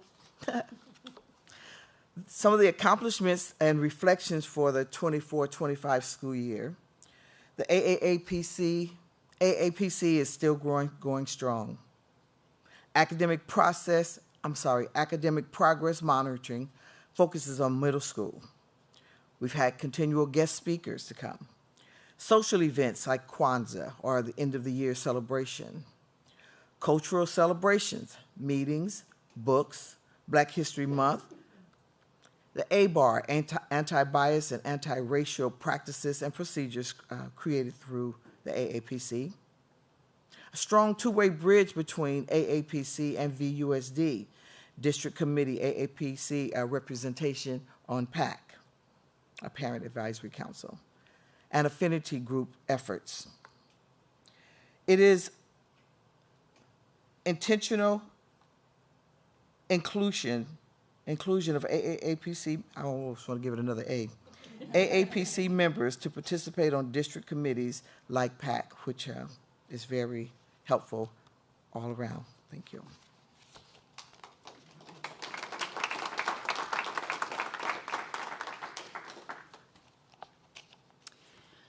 This chart shows the percentage of students by ethnicity in the state, in the county, and in Ventura Unified. So I'll give you just a moment to take a glance at that. Find your spot or where your children would be. And you can see that Ventura Unified matches pretty much Ventura County, with 1.1% of the students being African American. And then we also have students who are 2 or more races, 4.3%. In those 2 or more races, some are African American, Latino, white. Parents don't always identify what those 2 are, but they're claiming the heritage of both parents. Okay, next slide, please. This chart is really small. But what it shows is the number of students enrolled at each site and the percentage that are African American. So I used my handy dandy calculator. And on the next slide, you can see what those numbers actually look like. I'm at the high schools. Buena 17 African American students, El Camino 9, Foothill 5, Pacific 2, and Ventura 30. At the middle schools, Anacapa 6, Balboa 10, Cabrillo 7, and Data 2. So these numbers can fluctuate as families move in and move out. So today the number might be a little bit different, but it's pretty close. Elementary schools, we have Sheridan Way, Sunset, and Will Rogers, who have no African American students.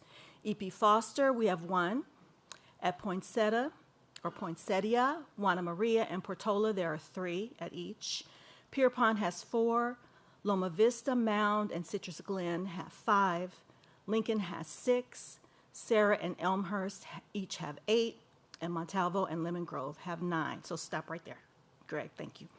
What I want to say about that is any of us who has been in a social setting for 6 hours a day where we are the only one in our class or the only one at our school,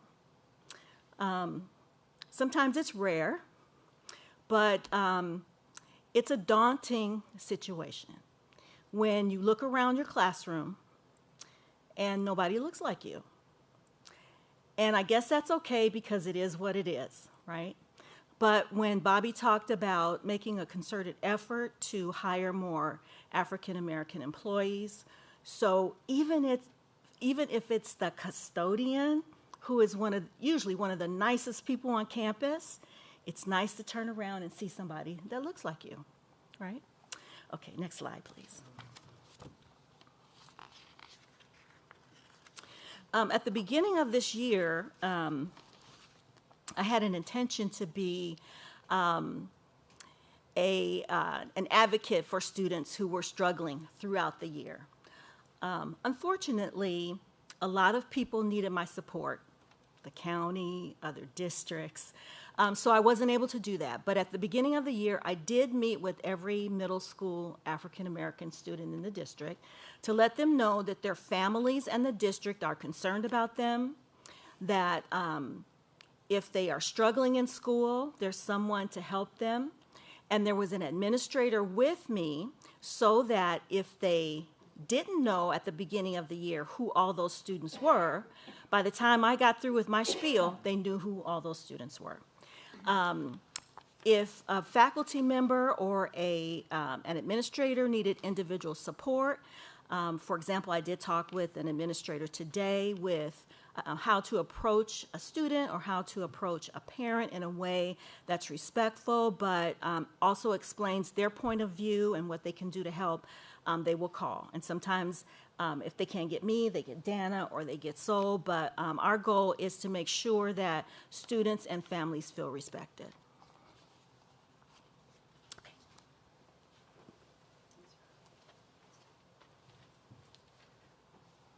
So Mr. Joe Richards was going to be here tonight to talk about our anti-bias and anti-racist efforts, but unfortunately he wasn't able to be here. So since we've been doing some work together, he asked that I talk a bit about anti-bias and anti-racist efforts.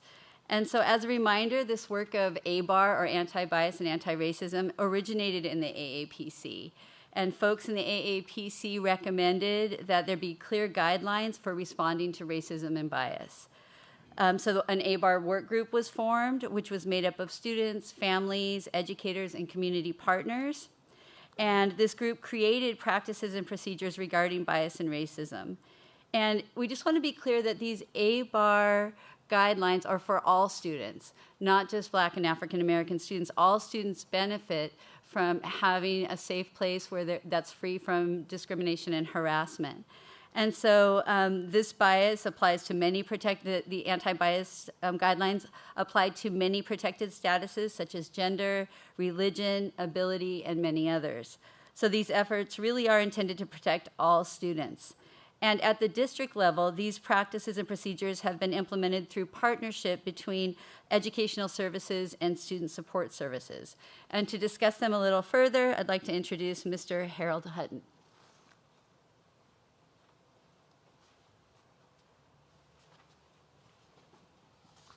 Good evening, Board. It's great to meet you. Before I read, I want to just kind of explain where I'm coming from. I have a student at one of the middle schools, soon to go to a high school.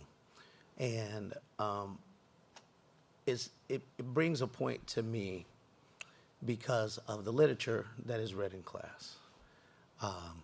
Blessed to Kill a Mockingbird. It's a great book. But it is a book of a hanging. It is a book of a lynching. In fact, it's a book of a successful lynching where there's no recourse. My son is starting to read the story of Harriet Tubman. Wonderful book. I'm glad that she is transferred from a stamp back to a website. But, however, when the word slave or the N-word is read, they turn around and look at you.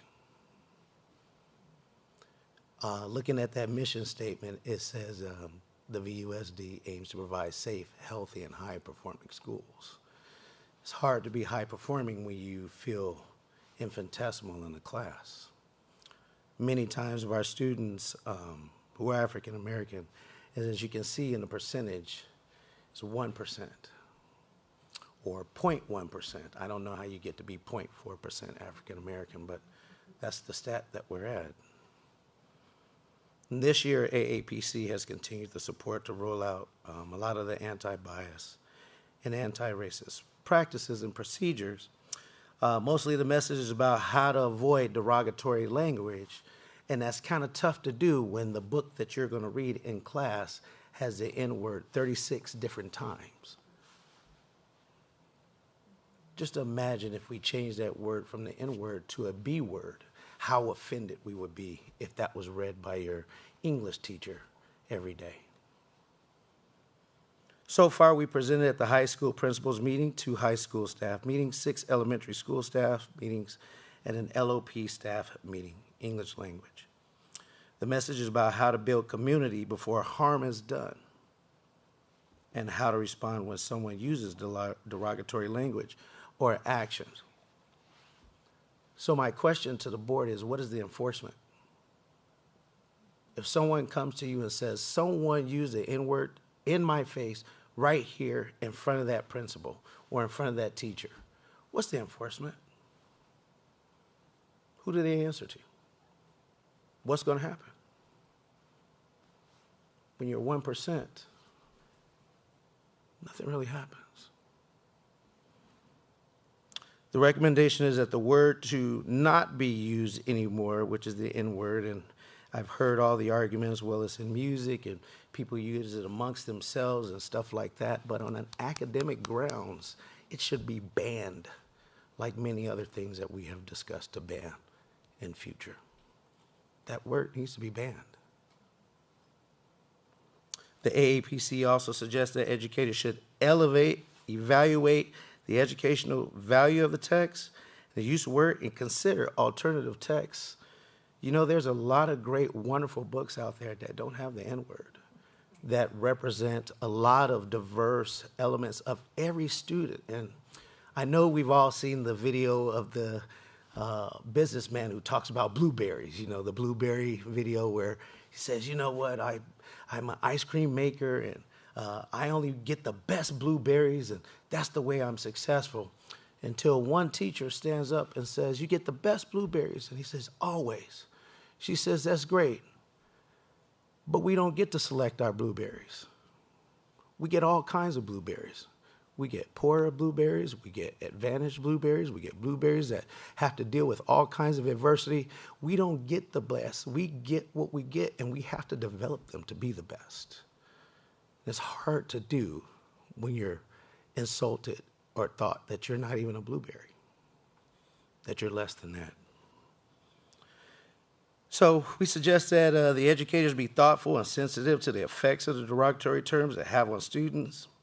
Another recommendation is that educators receive more support in having courageous conversations about race and bias. I just want us to always remember, no matter what, one word in your mission and vision is the word all. That means that 1% actually matters. Truly do. I'd like to bring in Miss Aisha Estacio.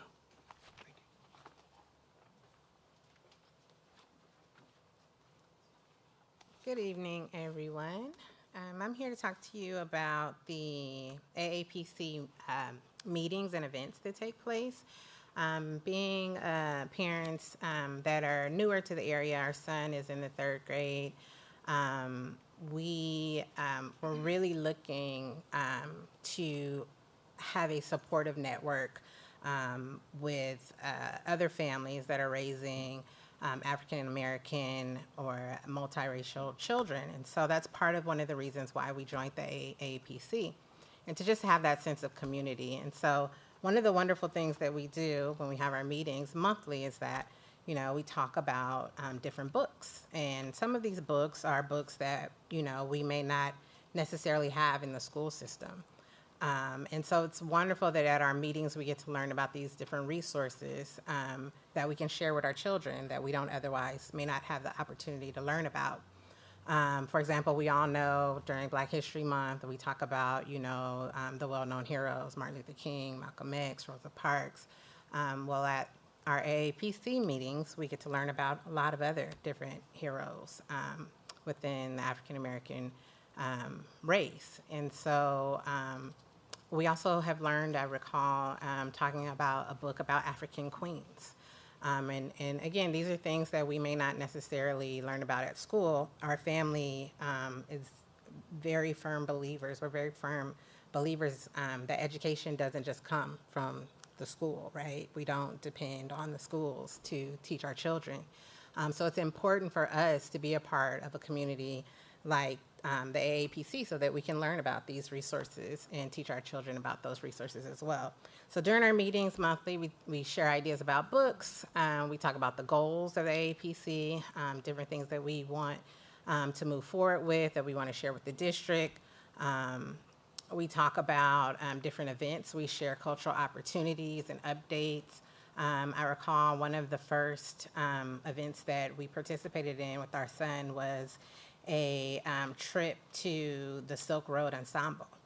And my son had such a great time learning about, you know, the Eurasian route of trade back in the 2nd century BCE to the 15th century. And it just gave us an opportunity to participate with a group of other people that look like us in learning about, you know, musicians, world-class musicians that were from some of these countries. So those are things that we may not otherwise have the opportunity to do without the AAPC. So these are some of the things that we talk about. We share updates. We share stories about our families, how we can support each other. It really is a sense of family and support. And so I have enjoyed being a part of the AAPC. So that's a little bit about what we do in our meetings. We also talk about, or we invite guest speakers. So one of the things I love about the AAPC is that it really has the goal to nourish the souls of the families and really feed us in a way that we can support each other and then better support our children. And so these are 3 speakers that we've had at our meetings to share. And one that really stood out to me was Dr. Reed. He shared his own story of trauma. He talked about the stressors of parenting, how he finds joy, the importance of self-care. I'm sure if you all are anything like me, we wear several hats as parents. You know, we work, we support our children, we do homework, I'm a huge Little League mom. So, we wear a lot of hats. And I remember specifically participating in our AAPC meeting, and I happened to be at a conference for work in Sacramento. And so I nestled in my hotel, and I was so excited to, participate in the meeting. And I remember even mentioning to the group that, as Dr. Reed was sharing his story, I turned my camera off because I was having an ugly cry moment, right? Because I was thinking about how I was having some mom guilt because I was away at this conference and my son had a baseball game and all these things were going on. And so to be able to hear someone who had a story that I could relate to, and to talk about the importance of self-care. And at that moment, my mom guilt started to kind of subside because I'm like, even though this is a work conference, I'm able to participate in this meeting with the AAPC and really have a moment for me in my hotel by myself, without my husband, without my child. And so it just highlighted the importance of self-care. And that was one of the speakers that really stood out to me during one of our meetings at AAPC. We also heard from Veronica Scott, who talked about the power of art and coping with hardships. Still I Rise. We all have hopefully heard of this poem, beautiful poem by Maya Angelou, and how I'm so tired of rising at times. We push through anyway.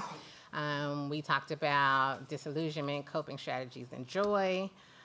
We had another speaker that talked about liberation through education, Jamila Pitts. And really the practices that are rooted in activism. She talked about various inequities within school systems and really kind of gave the parents a way to think about education in a way to stress the importance of truth and how when we lead with truth, there's always healing. And through that, there's liberation.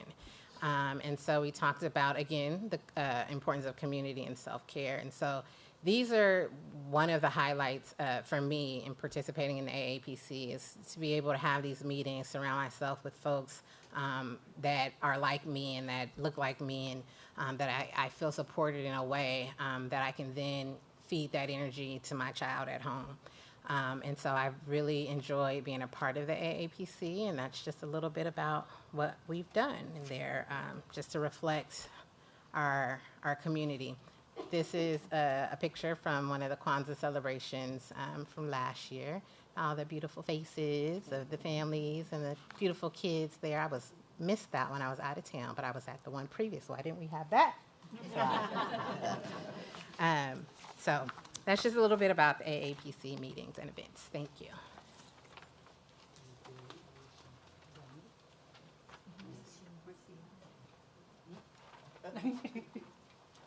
Hello again. I'm here to talk about the Black Student Union Readers at the elementary school.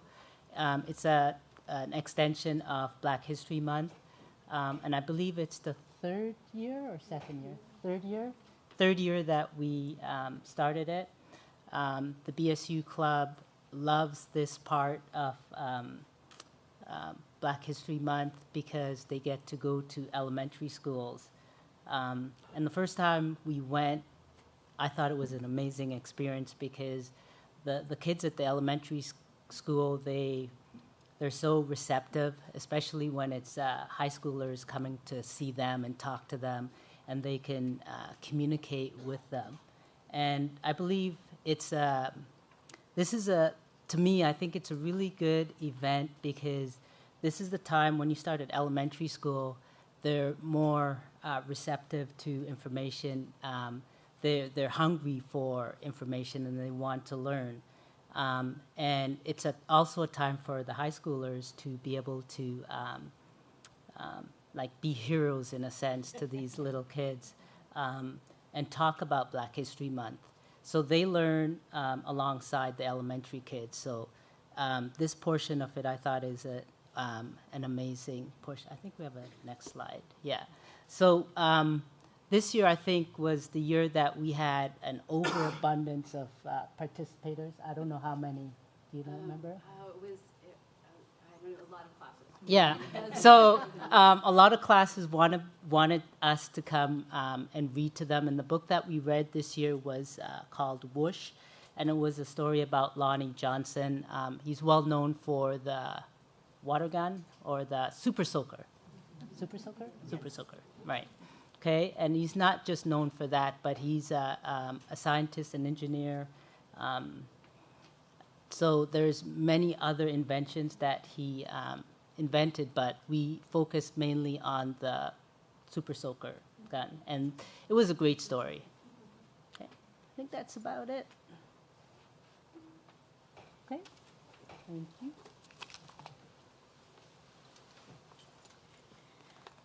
The Ventura County Office of Education hosted an equity conference. It's the only one in the state that's free.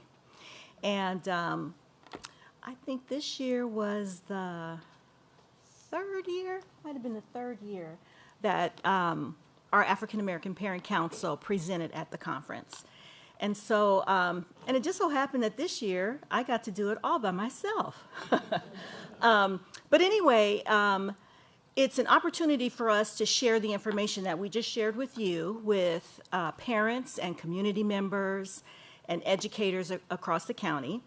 And the good news is that several other school districts have also started African American Parent Councils, one being Hueneme School District, where Dr. Dannenberg and I used to work.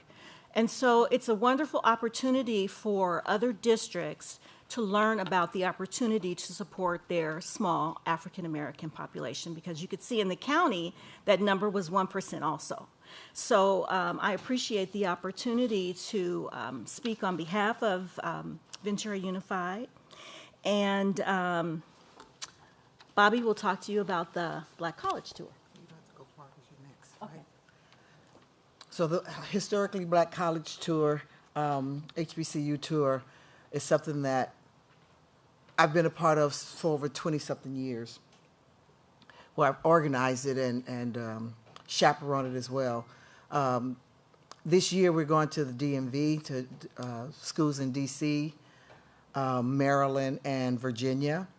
And the dates will conflict with Ventura Unified School District, but in those cases we have the students, parents, and myself to communicate with the students' teachers, to let them know what they're doing and why they won't be in school during that time. And a lot of times the teachers work to help the students to be able to make up whatever work, either on tour, because we have time where the students can do their work while we're on tour, to turn things in. And so we work it out so the students can have this experience. We recognize that a lot of students may not attend an HBCU, but we don't ever want them to miss the opportunity of that experience. It's something about being on a campus, I think, as Harold mentioned, or someone mentioned, I can't remember, to see someone like them at school and at a university level is really, it's really an eye-opening experience for a lot of students. And a lot of students then realize that, oh, I'm not just going on a trip.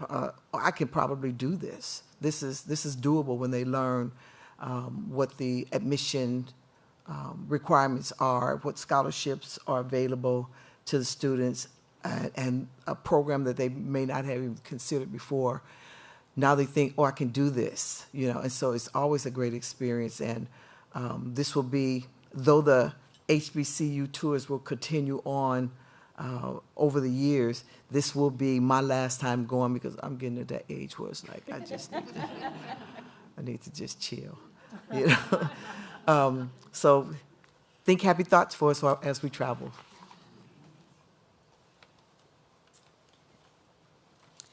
So we have an upcoming event.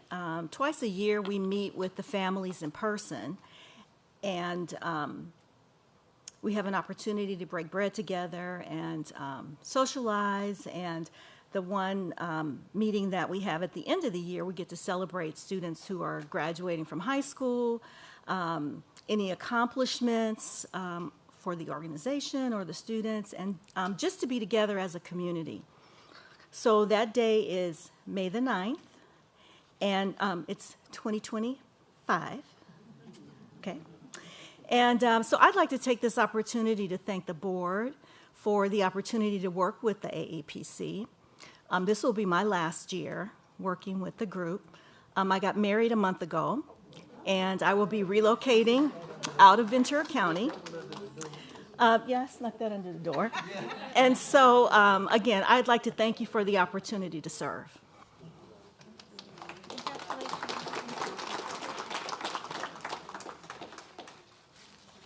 So finally, just to give some measurable outcomes to the goals that we presented last year as far as academic achievement, I know Robin mentioned we expanded our in-person progress monitoring and centered our focus on middle school. Practices and procedures, we will continue to implement the ABAR practices and expand the rollout to staff and continue the clear guidelines for reporting in queue. Intentional and strategic purchase of diverse literature to support our literacy goal, and also our BSU readers going out to elementary school sites. They read in 44 classrooms over 8 schools to 3rd and 4th graders. Working with outside agencies to provide professional development on culturally sustaining practices and anti-racist, anti-bias practices and implicit bias. And then also expanding our outreach and efforts to include families in our African American Parent Council and working with our principals to have that personal invitation to our families. This year, in our efforts for continuous and improvement in supporting all of our students, we are serving all of our families who participate in the African American Parent Council and the larger group as well who identify, who have students who identify as African American. This survey is tied to each of our areas in the mission statement and is being sent to all families. And we'll use this information to inform our next steps and how to support our families and students. And then finally, here are our recommendations to the board. We want to utilize our professional learning opportunities to support our implementation of culturally sustaining practices. So continue to develop and implement those practices and honor our students' identities and experiences. Continue to cultivate a diverse workforce. Have a unified approach to expand the implementation and monitoring of practices and procedures created in the ABAR work group. And then finally, continue to expand district-wide participation in events and initiatives across all sites. For example, Black History Month, making sure that it's mentioned at the site level, not just in the classroom, not just as a district, but at every school site, regardless of representation at those sites. So thank you.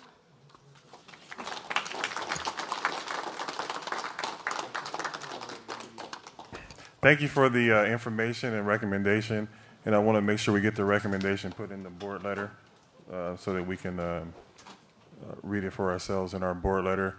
And I don't know if you noticed, but I happen to be African American, and before I was on the board, I'm still and was on the AAPC. If it wasn't for the AAPC and the PAC, I wouldn't be on the board today. So thank you for those infinity groups. And right now we're going to take our, before we do, yes, go ahead. Oh, I'm sorry. We'll start down there with Jerry, and then we'll work our way back this way. I just would like to thank the parents and staff for the presentation. I'm very proud of the movement, the start that we have. It's a start. It's not a finished product, and it's something we'll continue to work on. And your efforts make it better for us, so thank you all. Thank you. I'd like to thank you as well. That was just such a phenomenal presentation, and I think it's really important. I mean, I think it was Howard who said, you know, it's only 1%, but like every percent matters, every single one. And if we're going to live by that standard, we want to make sure that all of our kiddos are represented. So just thank you so much for driving that home tonight. That was a really powerful presentation. So I have a couple of questions. Robin, I don't know if you would mind coming back up. I was trying to get you before you walked back to your seat, but I wasn't quick enough and Calvin was talking. First, congratulations. Thank you. And thank you for the work you've done for this district for the last 3 years. It has been, well, 5 years. It has been really a labor of love for you, but something that we have really benefited from, and the growth and the just sustained conversation around such an important issue has been really impactful for us as a community. And I just want to acknowledge that that takes somebody who's dedicated to that and kind of follows up on it. And as you know, everyone's got a million hats to wear. So being that person for us has made a huge difference. And I know you bring a ton of professionalism and experience to the work, and your personal outreach to students and their families really matters. So thank you. You're welcome. But also, question. We heard about the BSU at Buena. Do we have those at our other high schools? I think Ventura has a BSU. Ventura has a BSU. Because I noticed El Camino has, I think, 9 students, which is high considering the number of students that are enrolled there. Mhm. And so I was just wondering if that maybe is a potential area of growth to make sure that we are supporting those students, even at our smaller schools, to make sure that they have those opportunities. Mhm. And then the other question I had is, what does it look like to implement the recommendation around, I'm reluctant to ever say banning, but like to encourage away from books that use language that is offensive, right? Like, so what does it look like for us to, as a district, begin to have that conversation? Maybe that. Okay. Do you want me to speak to it, or? Okay, thank you. One of the things that we believe is helpful is to continue the professional development in ABAR, right? I think that provides an opportunity for our colleagues to talk about why a particular book is so important to their classroom instruction, but to also hear the impact that it has when there's only one African American student in that classroom. So as long as we can continue doing that professional development, I think it will be helpful before we get into the instruction, right? Because what's happened a few times is that the teacher will start the book, a student in one of the periods will be offended, talk to their parent calls the district, and now we're having to backpedal on how we approach that particular piece of literature in the classroom. And so I think Harold said it best. There are millions and millions of books. So if we want to teach Southern literature, let's teach a piece that's not offensive. That's Robin's opinion.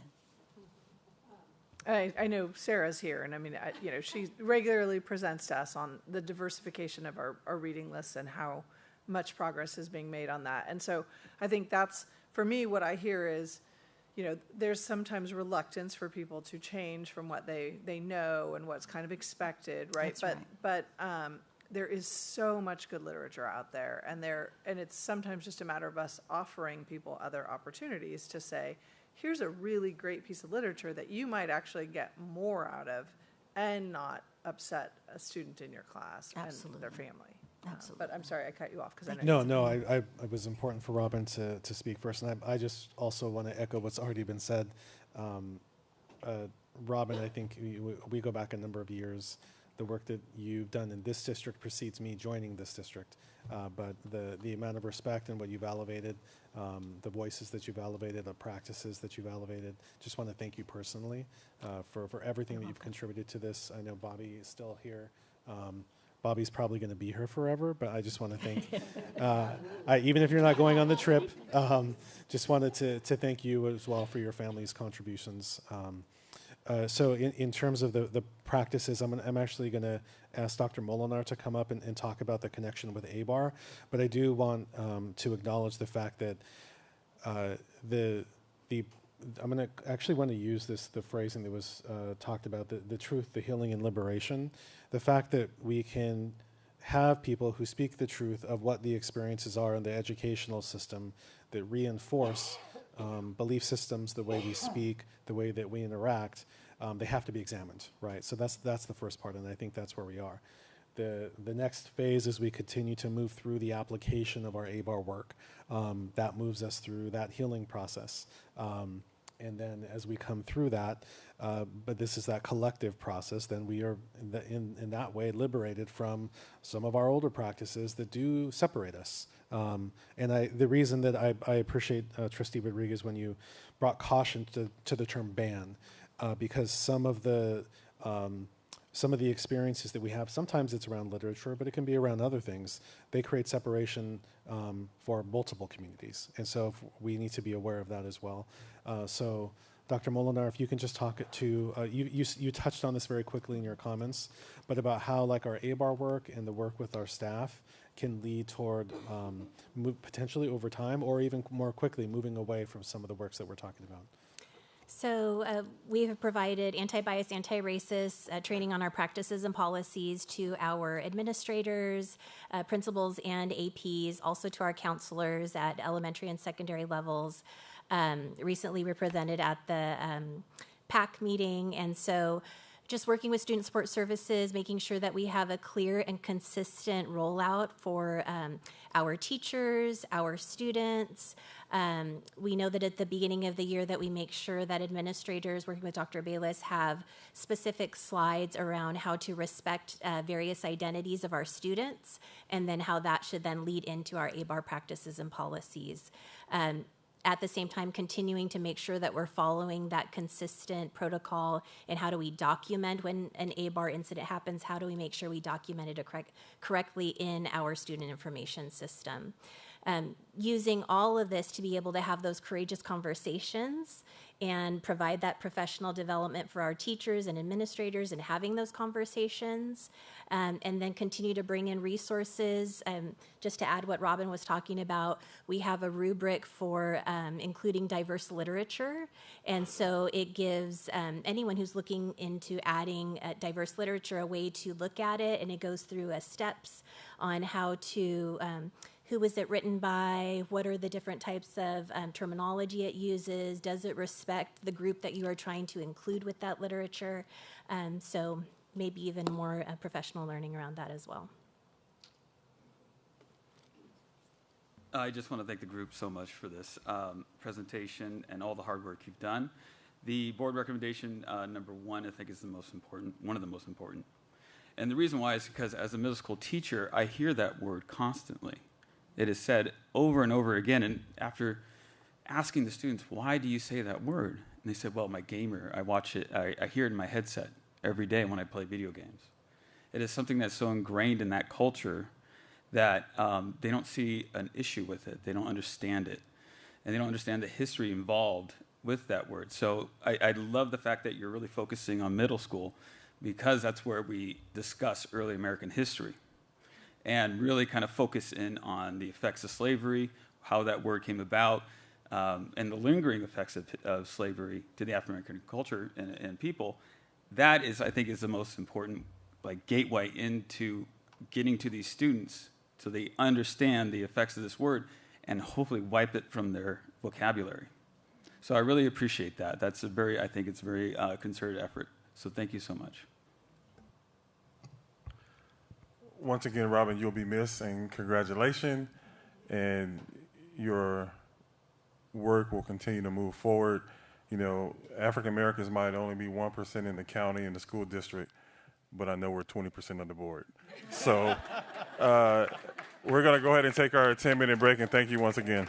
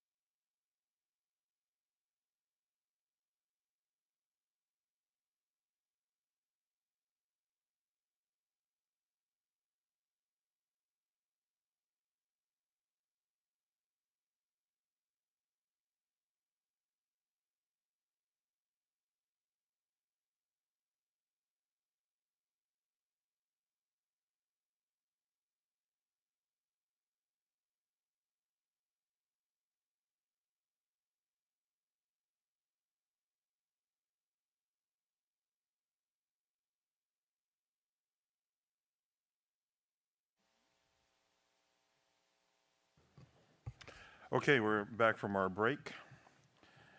And next, under action items, Superintendent.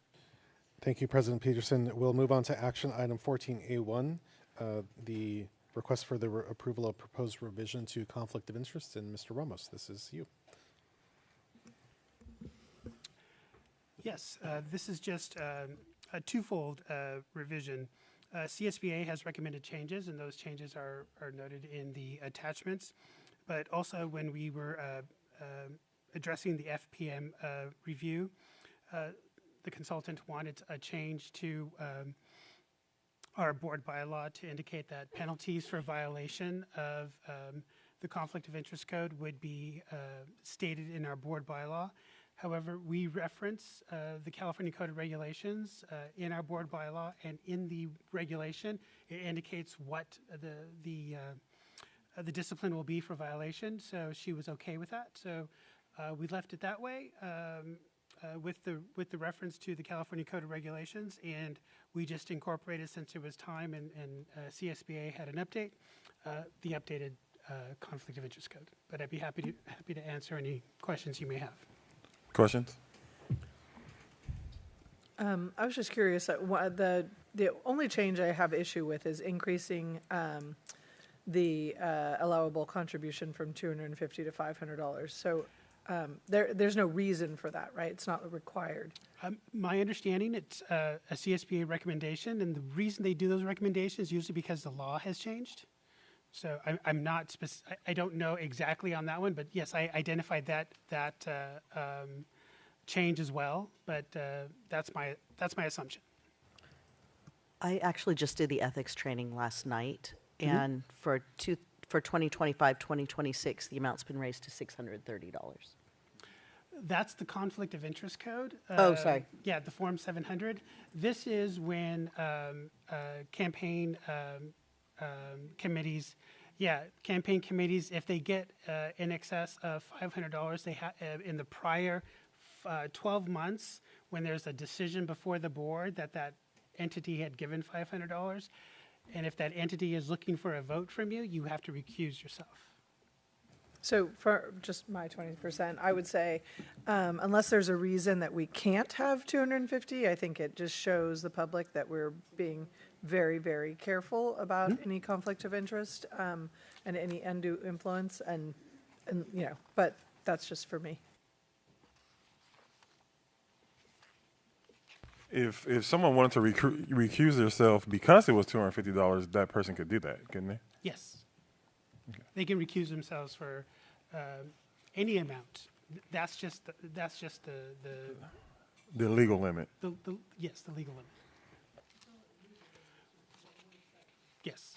Well, that's what I don't know, whether or not the change was made as a result of an increase based on statute, or it was just a recommendation by CSBA.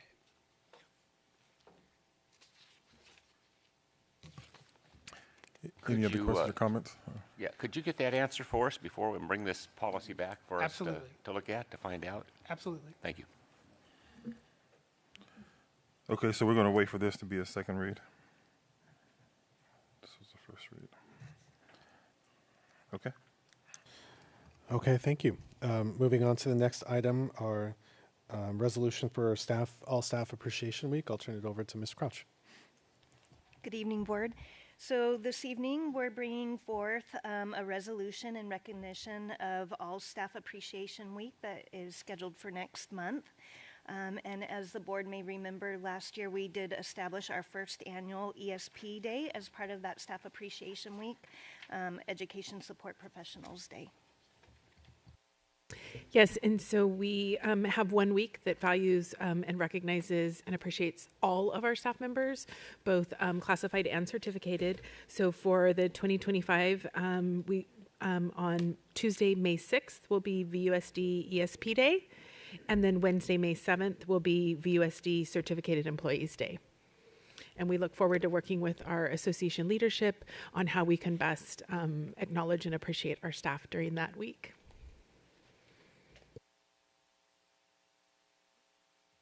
Questions? No. Move approval. Second.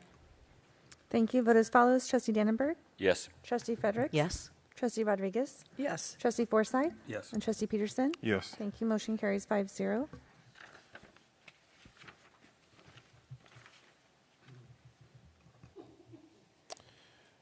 Okay, the revision to the exempt salary schedule, I think, Ms. Crouch, this is you again. Yeah, thank you.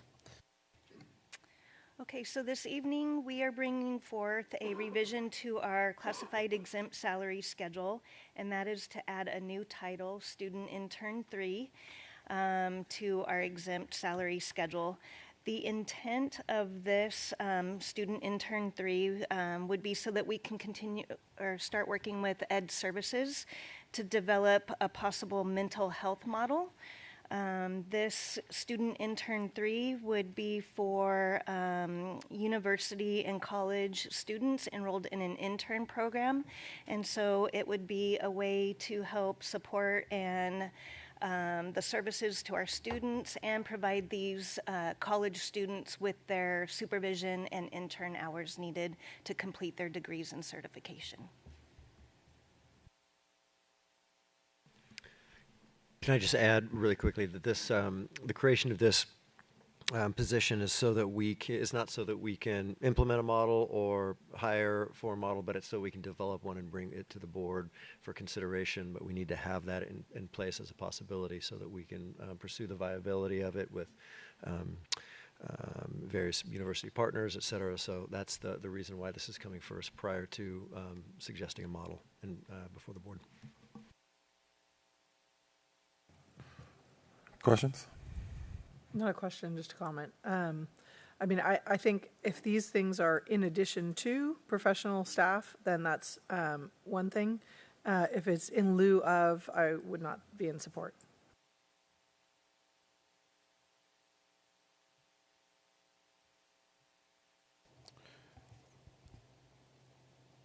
Wasn't sure if there's any other comments, so I'll just wait. I'll go ahead and respond to that. It can be either or, but certainly as we've presented at least once to the community, right now we would be in addition to. But could it be in lieu of? Absolutely. But right now we had talked about providing additional supports. I know, but every time you bring it up, I just feel compelled to remind you that I would not be in support. so I'm responding. We'll just keep doing it, yeah. But just to be clear, that the board would get a chance to vote if we decided that we were going to be implementing this. Yes, Trustee Frederick, so just as was stated by Executive Cabinet, in order for us to be able to bring forward models, we need to know whether or not those positions exist. If the position doesn't exist, then we can't bring forward the model for your consideration. Well, and the model you were talking about bringing forward hopefully is to save us some money in the future as we have to possibly potentially look at future budget cuts. Is that correct? That's correct. So it would be in the future as we lose resources that we, between our new pending billable model and having additional personnel who meet the criteria within that model to do the billing, this would be one portion of that. I'll entertain a motion. So moved. Second. Thank you. Vote as follows. Trustee Dannenberg. Yes. Trustee Fredericks. Yes. Trustee Rodriguez. No. Trustee Forsythe. Yes. And Trustee Peterson. Yes. Thank you. Motion carries 4-1. Business services.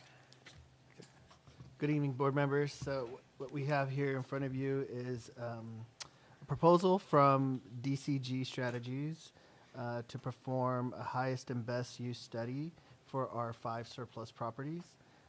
As a part of the CSB Educator Workforce Housing cohort we're going through as a district, we are learning that we are in the process of surplusing our properties, and we have 2 RFPs out. And as we're going through it, we're learning that the highest and best use studies for the properties would be very useful for the districts. First of all, it would align with our responsibility to be thoughtful stewards of public assets and to make informed data-driven decisions that support long-term facilities and financial planning. For fiscal responsibility, knowing the residual land value will allow us to fully understand what each property is worth after accounting for demolition, zoning, entitlement, costs. This ensures we're not leaving any money on the table, or worse, undervaluing possible public land. We'll be making informed decision-making rather than speculating. This study would provide objective market analysis and development scenarios that gives the board a full picture of what's possible, whether it's selling, leasing, holding, or repurposing each site. And then risk mitigation, we're talking making real estate decisions without proper valuation or market analysis could result in missed opportunities or bad deals. This study would be a risk management tool as much as a planning one. And then there's also community transparency. Highest and best use study helps us to explain to the public exactly why we chose a certain path for a property. It will build trust and shows that the district has done our due diligence. And we've invited Megan from DCG. She has a short presentation on her company and other, she'll go ahead, Megan, take it away. Sorry. Good evening, board. My name is Megan McIver, and I'm a vice president at DCG Strategies. We are a company that exists really to serve community-driven organizations in California, and specifically school districts. We've been around for 20 years. We've been doing this work. We are dedicated to the service of public school districts in California. We are the exclusive real estate partner for CSBA. And so we partner with them to provide free real estate education to districts to empower them to make decisions. Can you put the mic up a little more? Because I know the community is going to really be interested in this. So. Oh, I'm sure. Just put it up. It says don't touch. Oh, you get to turn. Okay, perfect. Is that okay now? Okay. I'll just start over just to make sure we have everything. So DCG was founded 20 years ago with the mission to serve California's mission-driven organizations. So we work with community-based organizations to empower them with real estate knowledge to make well-informed decisions to steward the resources that they are in charge of. We are the exclusive partner of the CSBA. So in that role, we provide something called Property Planning Solutions, which is an offering we provide in partnership with CSBA. We provide real estate education workshops as well to districts who want to learn about real estate, knowing that you are focused on the mission of being an educational agency, and we are focused on the mission of being real estate experts. We like to think of ourselves as your outsourced real estate team. And so we know that a lot of districts don't have the budget to have a full-time real estate strategist on board. So the way we work is as if we're your team right down the hall. We know your priorities, we know what you're struggling with, we know what your hopes are, and we help you clarify those things, and then we help you execute on them. As mentioned, we are the partner of CSBA, and as I said, education is a big part of our mission. We often conduct briefings and training series at county offices of education across the state. We're experts in California education code, and we really understand just the intense sort of public pressure that is on you to make these decisions. And we want to make sure that we've considered things from every angle and always put the mission of the district first. We work across the state of California, as I mentioned, and we really take a long-range holistic view. We help identify your district's underutilized assets, and we're really focused on creating that nuanced long-term plan in accordance with all relevant regulatory guidelines and really quantifying that benefit to students. I'll just mention briefly, we have this very short list of all of our clients that we're working with. And I'll just highlight a few that are kind of in the neighborhood, so to speak, in Southern California. We're working right now with Azusa Unified on a scope that's very similar to the one that is before the board. We've been asked to look at a portfolio of properties and really understand what is the true potential of those properties and walk the district through that process every step of the way. And, oh, sorry, yeah, that's fine. And I was just going to mention Inglewood and Pomona as well. Here's how we do it. We offer a suite of services that are fully customizable. So we are a full-service real estate advisory and brokerage firm. So we really try to customize the scopes to the needs of our particular client. So here are some of the services we offer. We analyze assets. We are also, as I said, a full-service brokerage site. So we can sell or lease sites if that's the conclusion of the analysis and the decision of the board. We also manage stakeholder engagement processes. So really thinking about how to bring the story of each asset, each property to the community so that everyone understands what's at stake, what's possible. So we're specialists in that. We also run and establish and consult and help create 7-Eleven surplus committees. That's something that we have a lot of experience doing. We also do workforce housing feasibility analyses. And so if there is a surplus site, we can take a look at it from a real estate perspective and really let you know whether that is feasible or not so that the board can make a decision based on what our analysis is. We also take a look at facilities as well and provide facility assessments. So we really think about the strategic asset management of district resources from a real estate perspective. And so we're always looking to create a plan that's going to be strategic, that's going to be legally supportable, and that's going to be practical for the needs of the districts and the community. And so to do that, we start with strategic alignment. We want to make sure that the plan that you'll go forward with is going to support the fiscal, educational, and strategic goals and objectives of the district. It's got to be in harmony with the California Education Code, but it also has to be practical. And that's informed by current market conditions and local community stakeholders, which we take the time to get to know. This slide is really to just sort of continue on some of the points that were brought up earlier regarding land use analysis versus a simple appraisal and the power of that. And there's a really significant distinction there that I think can sometimes sound like inside baseball, but it's important because, for example, we had a district that got an appraisal for a site of theirs for $9 million. An appraisal is a great tool in your toolkit. You should definitely know and have it. We were then engaged to do a study of that site. We did a land use analysis where we went deeper. We looked at that site from every possible angle. We understood all of its possibilities, its constraints. We think like developers think as well, so we can understand how a developer would look at that property. And we can do that because we have 2 decades of experience and the breadth of experience on our team that I've talked about.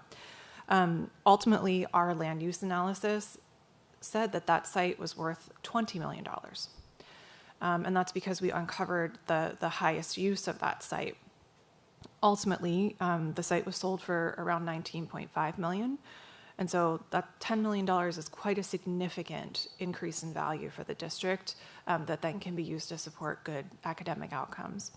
The land use analysis is a complex exercise that we go through. We think about existing conditions, the context of the site, public policy issues that come into play, land use alternatives, and then we marry that up with the valuation analysis. So we'll look at appraisals that have been done before, and we'll consider something called highest and best use of the site, which I'll explain in the next slide. But really what this comes down to is once we know what the site is capable of, that really informs our marketing strategy. And that's something that DCG can run, and we're masters at doing that. And it helps to establish clear objectives. So once through this study, we really know exactly what this piece of land could be, both practically and from a strict real estate perspective. And then we can actually implement a marketing strategy that reduces uncertainty and results in good community engagement that sort of brings everybody along every step of the way. So you may have heard of a highest and best use study, and I just want to emphasize that this is a kind of an appraisal term that really just talks about what will be maximally productive on that site. But we know that mission-driven organizations like school districts have multiple things to consider. There are different things that are right for a community that might not show up on a financial statement. And so we take that into account. Highest and best use does not. This is simply speaking, what is physically possible, legally permissible, financially feasible, and maximally productive on the site. So I just want to bracket that. It's different from a land use analysis, and it's different from the type of analysis we'll do. It's a piece of it. But again, our study will take into account all of those factors because we'll function like part of your team. Just walk you through briefly sort of our what we know to be best practices of strategic asset management. We start with current market realities. We do in-depth site studies, site visits. We think about the economic realities of the county and macro realities as well. Then we take the time to get to know board objectives and priorities, and we do that through a series of meetings. So we really take the time to scope the project properly to make sure that then when we go off to do the analysis, we're headed in the right path and we're going to come up with something that's going to serve your needs. Then we also want to look at what uses will the community support, because it's fine to talk about the highest and best use of a certain property. If the community is not going to support that, if local planning is not going to support that, we need to know that. And finally, we synthesize those findings into a report that will be brought to the board, and we're available to walk through any questions. And then we can also help in terms of execution once those decisions have been made. So again, this is kind of rephrasing what I just sort of went through. We start with those introductory conversations. We then go into a site constraint review. So we want to see exactly what constrains the site, physical constraints, environmental constraints, and then go ahead and do that land use analysis process, which I described. We also are constantly talking with local agencies that have authority on land use to really understand, what is the city and county's opinion on increased density, how, and all of these factors are things we take into account. And again, this comes to you, the board, as findings that are presented to the board just based on those feasible alternative use options. So we're not going to tell you something that the community won't support. The other thing I really want to emphasize is that we provide you with all the information you need to make a decision, but we're not going to advise you. You will be informed to make that decision. If you ask us questions, we'll certainly respond. But we're here to give you, to empower the board to know everything there is to know, to really be real estate experts so that you know how your assets will perform in the marketplace and what they're capable of. That's me. Questions? Yeah, one for you and then one for staff. What type of timeline are you working on? Because this whole process of dealing with our properties is becoming agonizingly slow. And, I just want to get an idea how much longer we can expect before we finally make a decision on something. So that would be for you. What is your timeline to do all this? And then I've got a question for staff. Well, we'll have to really spend time, as I said, sort of scoping things with you, the board first, which will then turn into a timeline. But within 30 to 60 to 90 days, certainly we could have, I know that's quite a range, but I can get back to you with a timeline and a depiction of that timeline. But we can move very quickly. And we'll be looking at this on a portfolio basis in the sense, so we'll be looking at the sites together. And then I would just add that you could always phase it out. I know we have 2 properties out for RFP right now. We could always phase it to start with those before we move on to the others, so that way it's comes to the board at the right times. And then my question for staff is, did we not pay somebody else to do something like this, to market our properties here a couple of years ago? Weren't we paying some company to I thought we had contracted with somebody to work on these properties. Dyer Sheehan is, yes, they've provided consultation. The type of study that we're talking about is not a type of analysis that we've sought out. Well, I understand, but I guess I'm just thinking that when we contracted with them, I thought they were going to do something like this to give us an idea.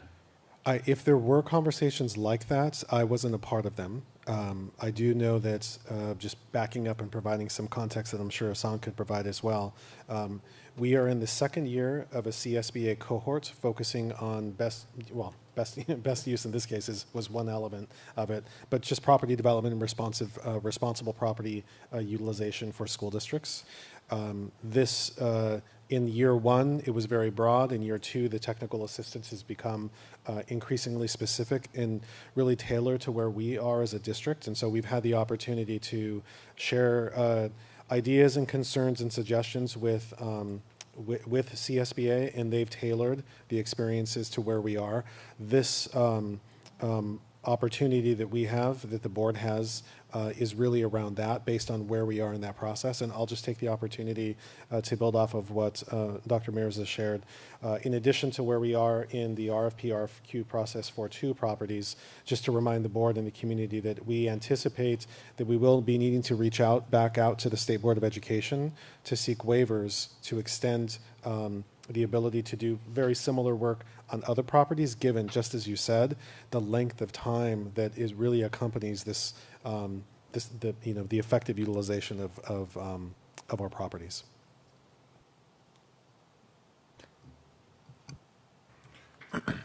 Jen? I had a question for staff. Did you consider any other competitors in this? And Yes. if so, what was it about DCG that made you bring them forward? Well, what stood out about, so yes, I did, I've been meeting with different, I would say, companies, vendors, however you want to look at it, and getting their proposals. What stood out about DCG was just they come highly recommended through CSBA, and we're actually going through that process right now.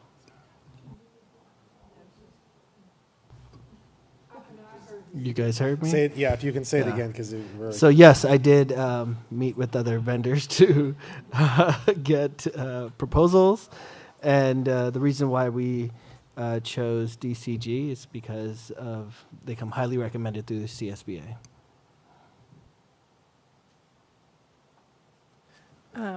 Yeah, I had a chance to be on with your founder, and he was fantastic, really Landis. knowledgeable, compelling. I was on the phone, not on the actual Zoom, so, but it was great, and I feel like we're in good hands. So I appreciate that.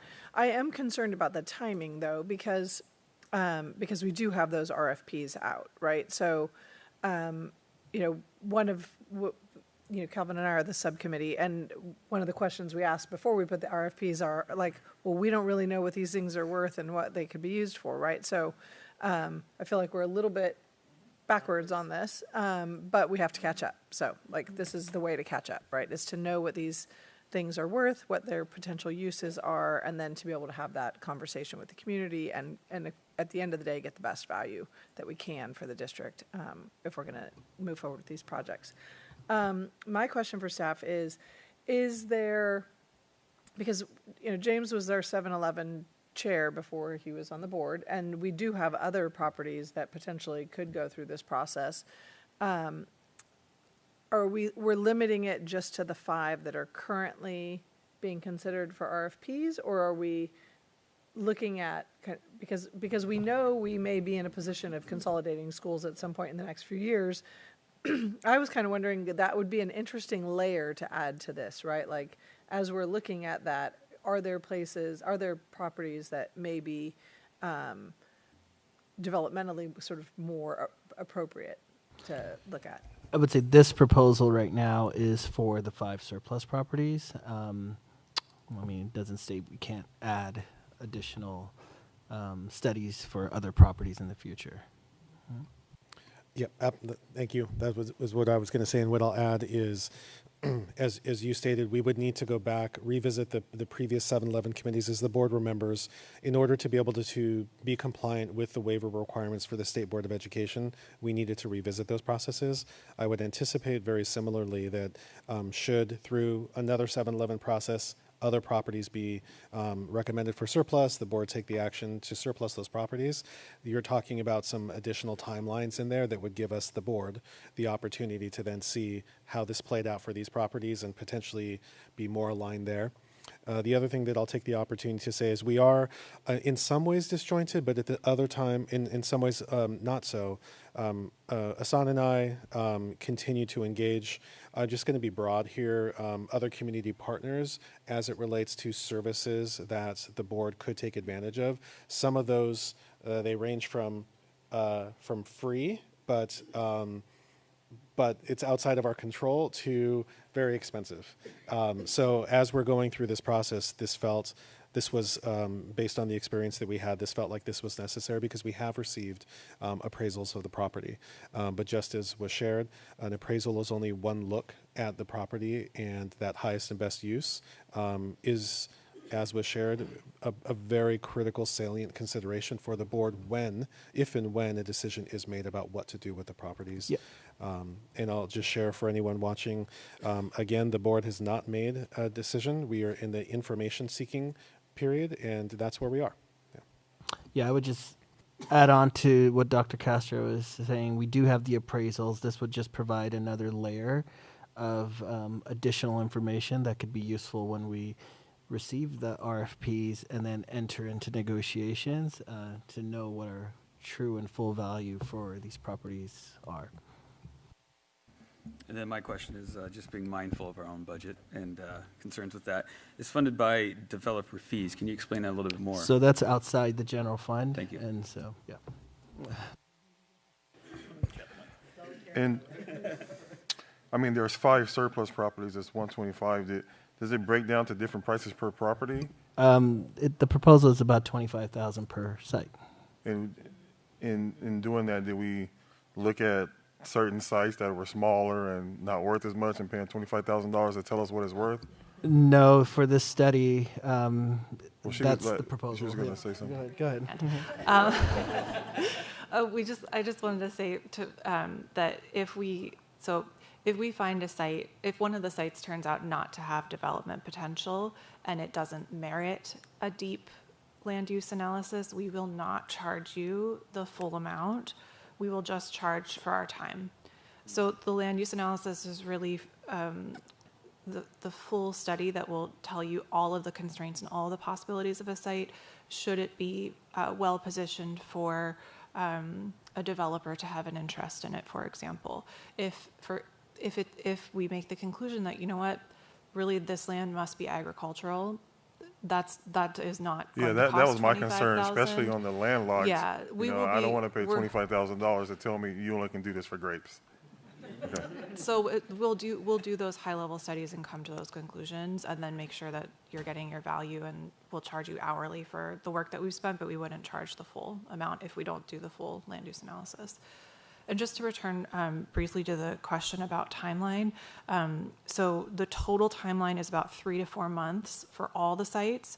However, we can definitely expedite the sites for which there are already RFPs and bring that analysis to the board more quickly than the other sites, so that you're informed to make a decision. Okay, I'll entertain a motion. President Peterson, we do have one public comment on this. I didn't even see the green. It's bright green, too. I'm trying. Now I'm going to get LED lights for it. He's been waiting patiently all evening. You don't mind waiting longer, do you? No, okay. Sorry, go Our ahead. one public comment we have on this particular topic is Jeff Lambert.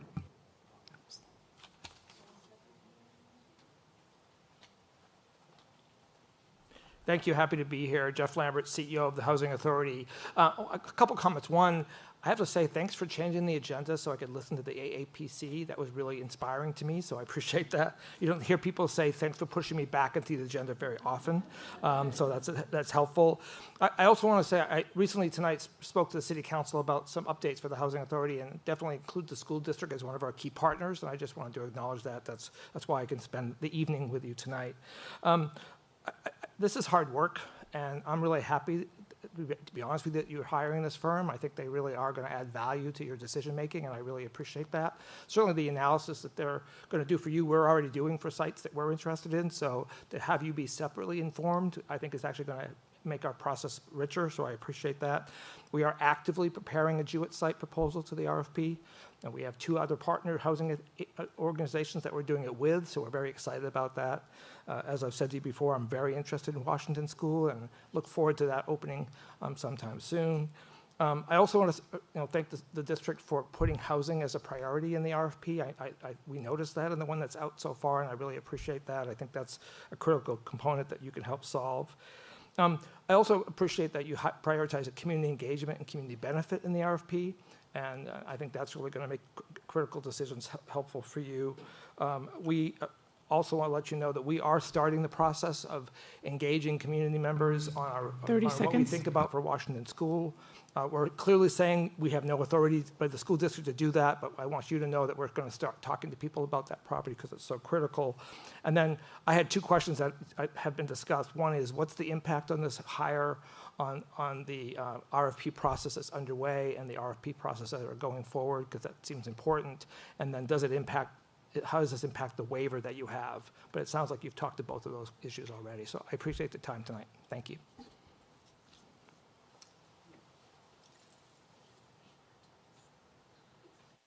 Do we have any other public comment? We do not. Unfortunately, I did not receive a public comment form prior to the item being called, and the gentleman came in after the presentation was done.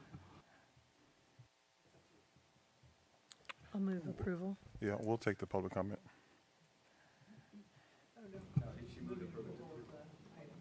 Okay, well, I want to hear the public comment. Okay, give me 1 moment, please, so I can bring up the 2-minute timer.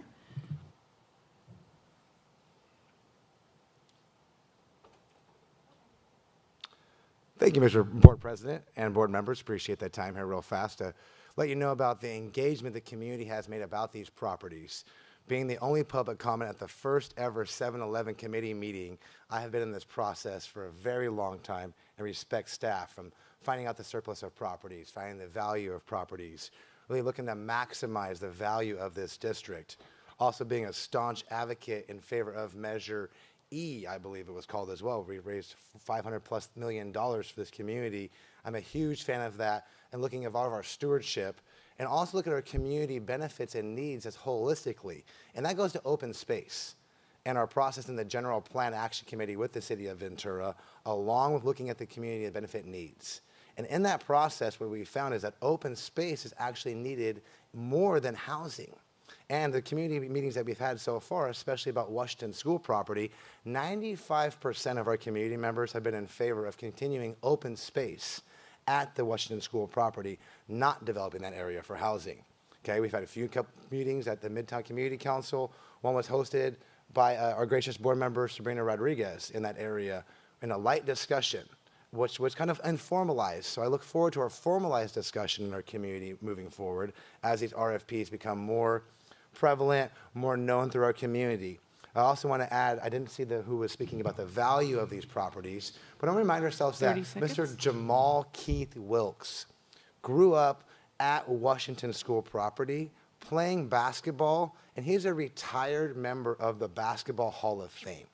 His number is retired with the Los Angeles Lakers, and I believe that this Washington School property has great inherited value.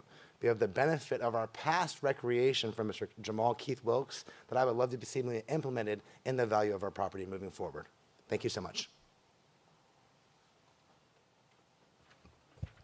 All right, I'll entertain a motion. I already made a motion to Second. approve. Thank you. Vote as follows. Trustee Dannenberg. Yes. Trustee Fredericks. Yes. Trustee Rodriguez. Yes. Trustee Forsythe. Yes. And Trustee Peterson. Yes. Thank you. Motion carries 5-0. Next, approval If I of may, contracts exceeding $25,000. If I may, Board President, I know the board was interested in finding out the amount on whether or not the amount was a legal limit or a recommendation. I have that information if the board wishes to go ahead and revisit that item. Sure. SB 1243 was passed in 2004 or 2024, and it became effective on January 1, 2025, which raised the limit from $250 to $500. So it is a legal increase of the amount. Okay. I guess my question was, is there anything preventing us from having a lower one? No, there is not.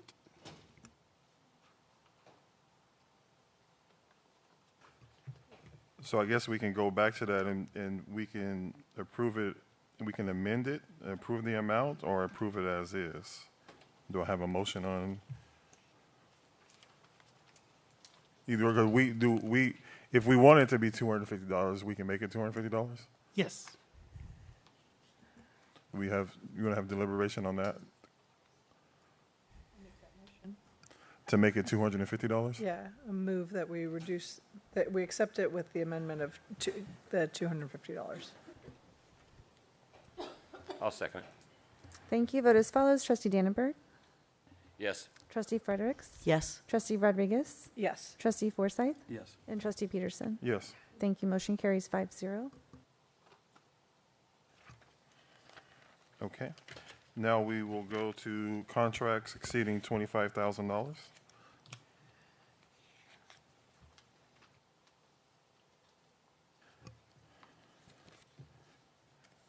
Do we have any questions? I know we struck number 2. Can we get some more detail on this junior tours for Pacific High School? And, how that's being paid and why are we sending students? What's the whole deal there? Yeah, absolutely. Dr. Bayless, please. Yeah, Dr. Dannenberg, happy to answer questions on that. So Assets is an after-school grant, and the elementary counterpart is ACES. It's a part of our overall ELOP program, and it receives specific grant funds different from the apportionment funds that are ELOP. So in years past, when the state has had a sudden excess of money, they've distributed out to sites as a part of the grant and said, hey, it has a timeline, you can expend it. And that's why we had a sudden student trip last spring. I can't remember, was it to Washington, D.C., or was it to New York? Yeah. Yes, both. Got it, thank you. This is very similar, a little different. It's not an additional amount of money. It's embedded in the grant. It's an allowable expense in the grant, and it is something that the students decided they wanted to do. And there is some decision-making on the part of students with how grant funds are spent. So this trip is similar to what has happened in the past, but it's a little different in that it's not additional money, but it is still a part of the grant and allowable and chosen by the students. And do we know how many students are going? It's a great question. Yeah, I was going to say high teens. 20? Okay. Approximately 20 students, yeah. With PHS, with Assets staff accompanying them as chaperones.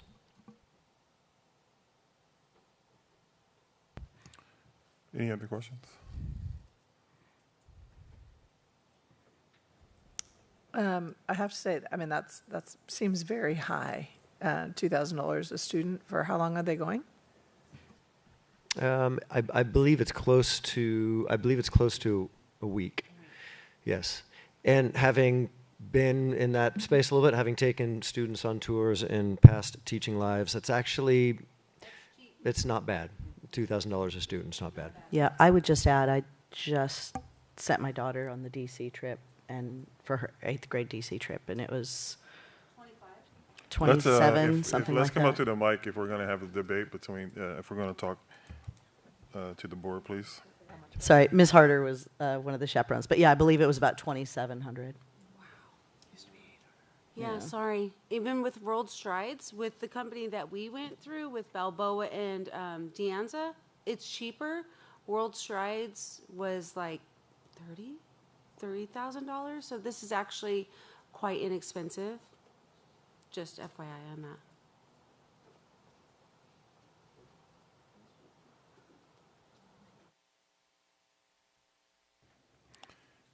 Any other items that need questions or information on? Right.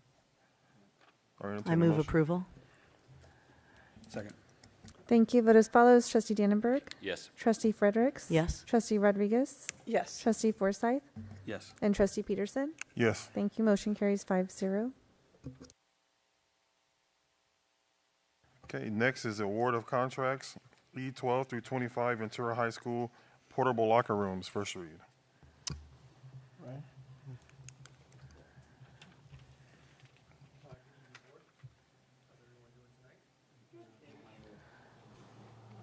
No, I don't really want to mess with this thing too much. Okay. It's not you. That's okay. You can blame it on me still. Yeah, so this is for approval of the portable locker room at Ventura High School. This is the genesis of this project started with the Title IX consideration for adding additional student athlete sports, specifically girls flag football. So the purpose of this project is two-pronged. It's to house interim student athletes as we build the new one. And then once the new field house is built, the intent would be to house the visiting sports teams. So even though it's portable, we're still going to build it to last. We have questions?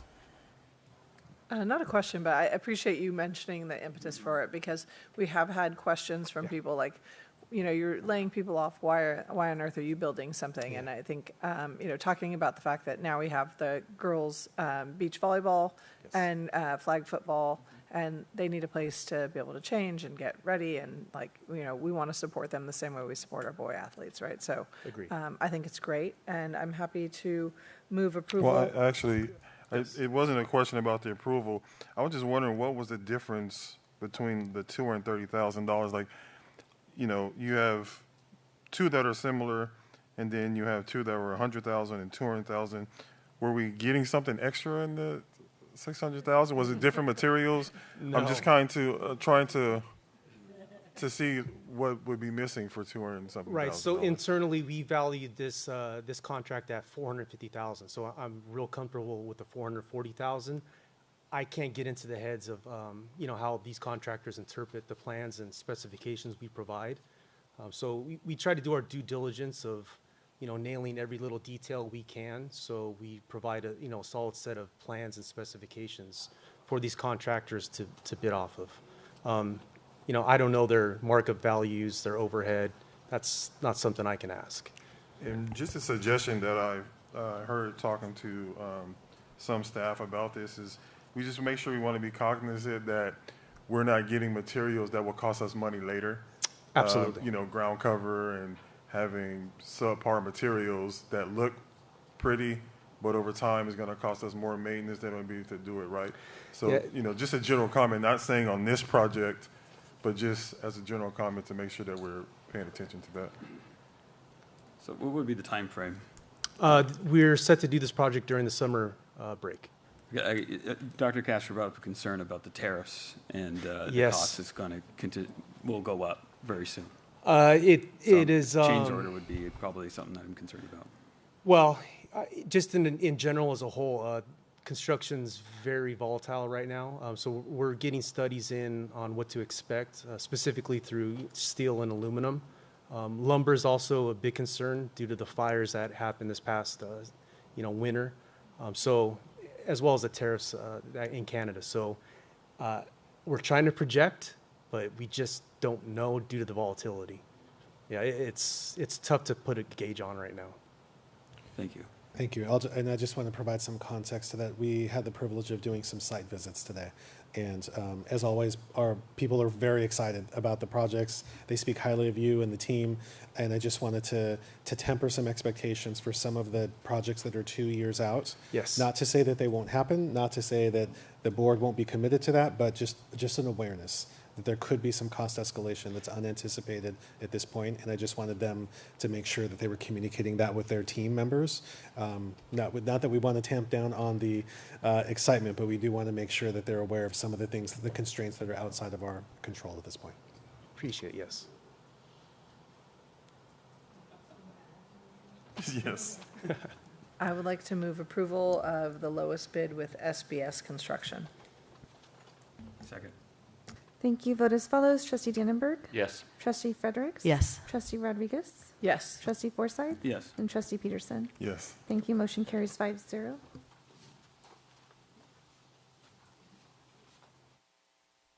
Okay. Conference items. We've already did A1, which is the AAPC. The next would be review of the 2025-26 Prop 28 site-specific plans. Yeah, thank you, President Peterson. This is just the annual presentation of Proposition 28 plans. This is, even though this is the third iteration, the third allocation, excuse me, of Prop 28 for the upcoming year. This is the second time we brought forward because we took that first year to pause and to get our processes in order. And so just a few global statements, and then I'm happy to answer any specific questions you have. First of all elementary sites pooled their money to retain music and art at a base level in the absence of the parcel tax. So we're really pleased that the principals made that decision to do that. We actually even have an enhancement of the Harmony project. So that'll be happening at Sheridan Way, as it always has, but it will also be happening at Will Rogers. So that Proposition 28 money is coming into play to continue and, again, enhance the Harmony project. We also have successfully received a waiver from the state of California for the 2024-25 funds that normally you have to spend at minimum 80% on staffing of the allocation. That can be a challenge sometimes if contractors don't want to become employees, and they're still providing the service, et cetera, and it's sometimes can be hard to hire. So on that basis, the state has again given us a waiver to go 50-50 staffing materials. So that means at minimum we have to spend 50% of the allocation for 24-25 on staffing, which provides some more flexibility. And you'll also see in some of the secondary Proposition 28 forms there, given declining enrollment, given student course requests, we are able to save several courses that I think would have been potentially cut or definitively cut, so that we're able to retain arts and music across our secondary campuses, and we're able to now fund them with Proposition 28, where normally they wouldn't survive in the general fund environment with declining enrollment. So happy to answer any other questions you might have about our Prop 28 plans. Questions? I just wanted to thank you for getting back to me. There were a couple little details I just wanted the public to be aware of. EP Foster is including special education students in the use of their Prop 28 funds. That was one box that I noticed was not checked.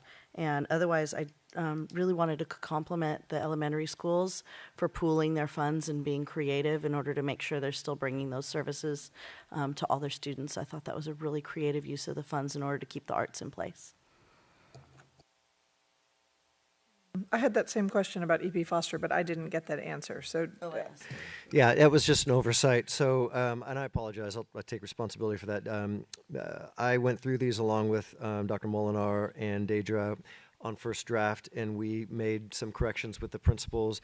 We didn't catch that one, so there's nothing at all that precludes special education students from accessing what's being offered at EP Foster. So that should have been checked. And we'll correct that in the final draft. Okay. I guess first commendation, I just wanted to specifically call out Elmhurst, Juana Maria, Portola, and Ventura High School specifically crafted programs that were targeted towards special education students with unique programming to include them in the arts, which I just think is fantastic. Yeah, and I particularly love the fact that, like, at Elmhurst, they mentioned that they'll be bringing in instruments specific for our students with disabilities to be able to access that, which is exactly what Prop 28 really is about. I did have a concern that it seemed like at Mound, most of the programming is after school. And, we just know that creates access issues for students who don't have after-school transportation options. So I know this is not at our discretion, but this is my one chance to comment, so I'm just going to mention that I would love to see us move towards inclusion of those things during the school day. And then lastly, I love the fact that so many of our schools are including mariachi and ballet folklorico. There's a partnership with the Santa Paula Art Museum to really do culturally appropriate art. I really just want to commend our principals for trying to do what is right for kids, to expose them to arts in ways that are relevant and meaningful. So anyway, I can give you my notes if you want. But I appreciate it, yeah, and thank you for that. I do really want to commend the principals. They worked really hard on this. I met with them several times. They had work groups. They were very collaborative in how they did this, and thanks to Sol and Deja for shepherding it, because there are some challenges and opportunities here, and I think they did a fantastic job. I just want to ditto and thank the school sites, many school sites, for including our spec kids. Inclusion is a big thing for us, and we really do appreciate that.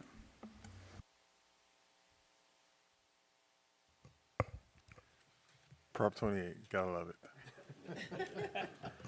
it. Board, I'll just share. It's too anecdotal for it to be a trend, but in speaking with a couple of the principals, I just wanted the board to know, a couple of years back, we were wondering whether or not we would be able to bring on some of the people or entities, I'll say, that are kind of vendors versus employees.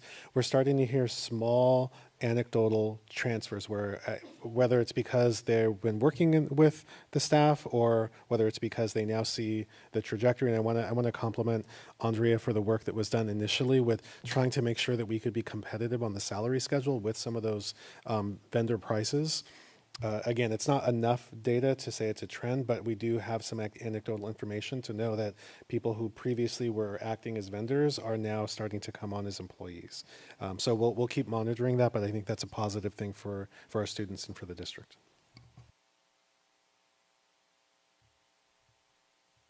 Okay, we're on to artificial intelligence in education, the presentation. Yeah, thank you, President Peterson. So this might look initially daunting with 20 slides. I'm going to move through them fairly rapidly, only because the purpose of this is to get guidance from the board about the kinds of things you'd like us to be thinking about, the kinds of considerations you'd like us to have, or maybe even some specific guidance on where to go next. I'll tell you where we are at, the kinds of our read of the landscape from an ed services perspective, how our team, our ed services team, our fantastic ed services team back there, several of whom are here. And special thanks to Shelley Harder for all her work. She's, along with Sarah, have been spearheading the AI committee. So I'll just start by saying I have gone through a fairly radical personal transformation on AI, and that is because I've seen the way my own children have been using it. And this is not at all to say that we don't recognize the challenges and pitfalls of it, but I at some point, prior to my agnostic phase, prior to my supportive phase, during my adamantly against phase, I said, show me how you use it. Prove it to me. And I just have some slides here, and he just took some screenshots of it, and it became really apparent to me that he has a customized tutor. He has the ability to, if everything goes well, good prompt engineering, good restraint and discipline on not just asking for answers, I was sort of blown away. And so these are just those screenshots that I just took right out of my personal phone, and I asked permission if I could show him. He said yes. And it really dramatically changed my mind about where we maybe should be and where I need to be, and how we might lead some of our teachers. And I want to acknowledge that this is just one side of using AI. There are other ways, of course, that students could use it to take some shortcuts, skip some learning, misrepresent their work, but that exists already, by the way, with the internet, with everything else. So does this make it a little easier? Does it make it quicker, more efficient? Yes, but I think the upsides are tremendous given how I see really good students using it, and increasingly how it's being used in the workplace. So I'll talk a little bit more about that later. So first of all, I'm not going to go into detail about AI, but I just want to be really clear about what we're talking about in AI and education. We're not talking about robots. We're really talking about those AI tools like ChatGPT or like the massive proliferation of education AI-specific tools out there that are really interactive tools that students can use. So there's more to it, but we're really focusing on that kind of what we're all sort of familiar with now through ChatGPT. But I want to make sure that there's lots more to it than that, of course. So just a couple statistics, and thank you again, Shelley, for tracking these down. Students are already using it broadly, right? They're early adopters. I'm old. I'm not cool. I don't adopt things quickly. But we need to sort of recognize how students are using it and be in on the conversation. I've always believed that that's really important for us, even when it comes to political or difficult, controversial conversations. What are the conversations they're having on social media, out in the parking lot? Let's get in as adults with them and help shape their use of it, help shape their conversations. I think that applies here as well. 90% of students find it extremely useful as a tutor. That customized tutor that I showed you, that interaction my sons had that changed my mind about it. 50% of teachers report using it for lesson planning, and there's a lot of upside for lesson planning about quick differentiation and putting in, here are my students' Lexile levels, or here I'm struggling to teach a student this, give me some potential tools. And the dramatic process for improving lesson planning, or the possibility of improving lesson planning. And that retention rate with learning platforms. So this is the landscape that is out there. I think we're all pretty familiar with that at this point. We have current state, federal, and international resources. It was really interesting to see, UNESCO, United Nations has put something out. We have something from the federal government. We have a resource kit from the state. However, we don't have official guidance from the state of California yet. And I'll just highlight here in SB 1288 that the timeline per statute is coming, but right now we're living in a little bit of a limbo where districts are moving forward or not on their own without a lot of specific guidance or CSBA board policy guidance, et cetera. So that is coming. But in the meantime, this is just to prompt a conversation at the board about where you'd like us to be. So there are a couple of model districts, actually increasingly many, but whenever we go to conferences or when we talk with colleagues across the state, El Segundo and Santa Ana is often spoken about as sort of leaders in that area. And I think actually at the CSBA, the last CSBA conference, Santa Ana presented. I thought it was an excellent presentation, and I actually use a couple of their language in some of our formal and informal guidance currently. So here is where we in Ed Services are currently at, and I'll maybe skip to the bottom. So trying to present to you the full spectrum of where we could be on AI as a district. We could certainly take a stance of prohibiting it wherever possible, and sort of emphasizing the concerns about data privacy, which are absolutely legitimate, and we need to wrestle with those and make peace with those. Things like academic dishonesty that comes up, all the way through the opposite end of the spectrum, which is we sponsor AI to the extent that we purchase AI tools. We have a district tool. We have grade level standards about how to teach AI. We have expectations for how AI is used and taught in the classroom. We're not going to go there unless that's the board's direction. So where we have landed, again, after my own personal evolution over the past year and a half, is our stance is generally we support AI in teaching and learning as a beneficial tool, and we want to certainly try to prevent its misuse, and we work on that, and I'll touch on our committee work a little bit. But we do believe that students are using it. We need to be in on that conversation and help them learn how to use it effectively so that they can be more like what I showed you at the very beginning, where it can become that personalized tutor, where they can ask questions and they're not fearful of asking questions, and we need to teach them that explicitly and give them an opportunity to do that. So our position, we don't have a formal position statement, but if it was, or if we did, this is what it would be. We support teachers using AI to enhance lesson planning, individualized learning accommodations, increase the frequency and speed of feedback for students. And I just want to emphasize that. That's one of the most important features of AI. What we know from educational research, motivation, academic achievement research is the frequency and speed of getting feedback and the quality of that feedback.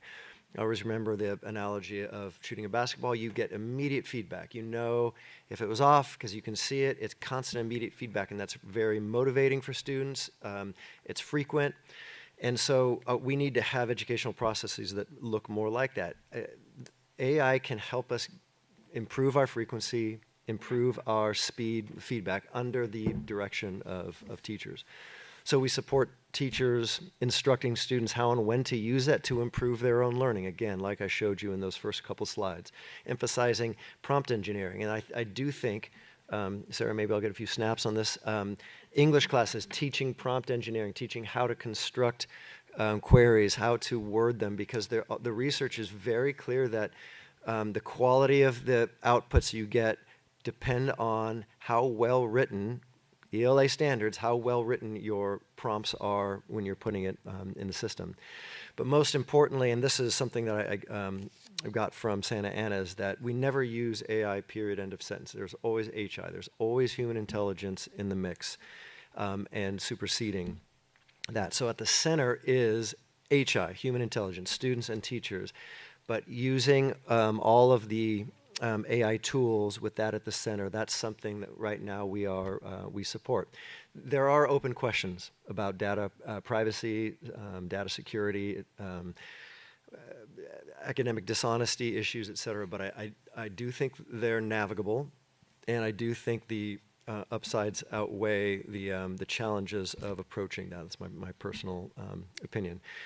So back a little bit to also how AI can be used for teachers. We know that so much of what teachers do is outside of teaching. There's lesson planning and grading, communication.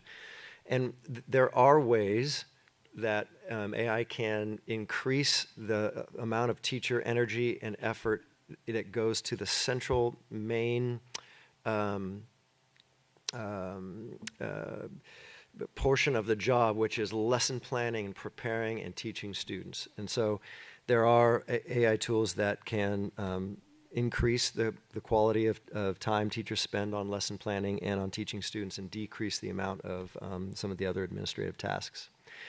So right now we have an AI handbook. It's general. I want to again thank the Deidre and the TOSA team for producing this. This was produced out of feedback with the committee last year, and the committee in general was administrators, teachers, and I think they did a great job. And again, this was in the absence of any real specific state guidance. It was really based on, hey, where do we want to be in general? And we're going to do an update of that in this coming year, and of course, your input will be important for that update. But again, I just want to emphasize where we think we can really benefit from human intelligence governed use of AI in education. That personalized tutoring, again, that really key element of being able to quickly tailor educational content, teachers tailoring educational content for students, differentiation. It increases the efficiency of lesson planning for small groups and for UDL, that tutoring system, that quickness of feedback, adaptive learning platforms where you can students can differentiate and get them in that right perfect zone of proximal development where they're challenged, not overly challenged and not under challenged, and accessibility. We are, of course, entering a phase in our district where we're embracing more inclusive practices, and there's a lot of solid evidence that AI can help teachers get there. So our next steps really are about our professional development initiative. Again, thanks to Deidre and Sol, the TOSA team. Largely, this has been a secondary initiative, and so we've not fully engaged and thought through what it might look like in elementary, but that's certainly something that we probably need to look at, that AI handbook. And then obviously awaiting future state guidance and board policies on AI.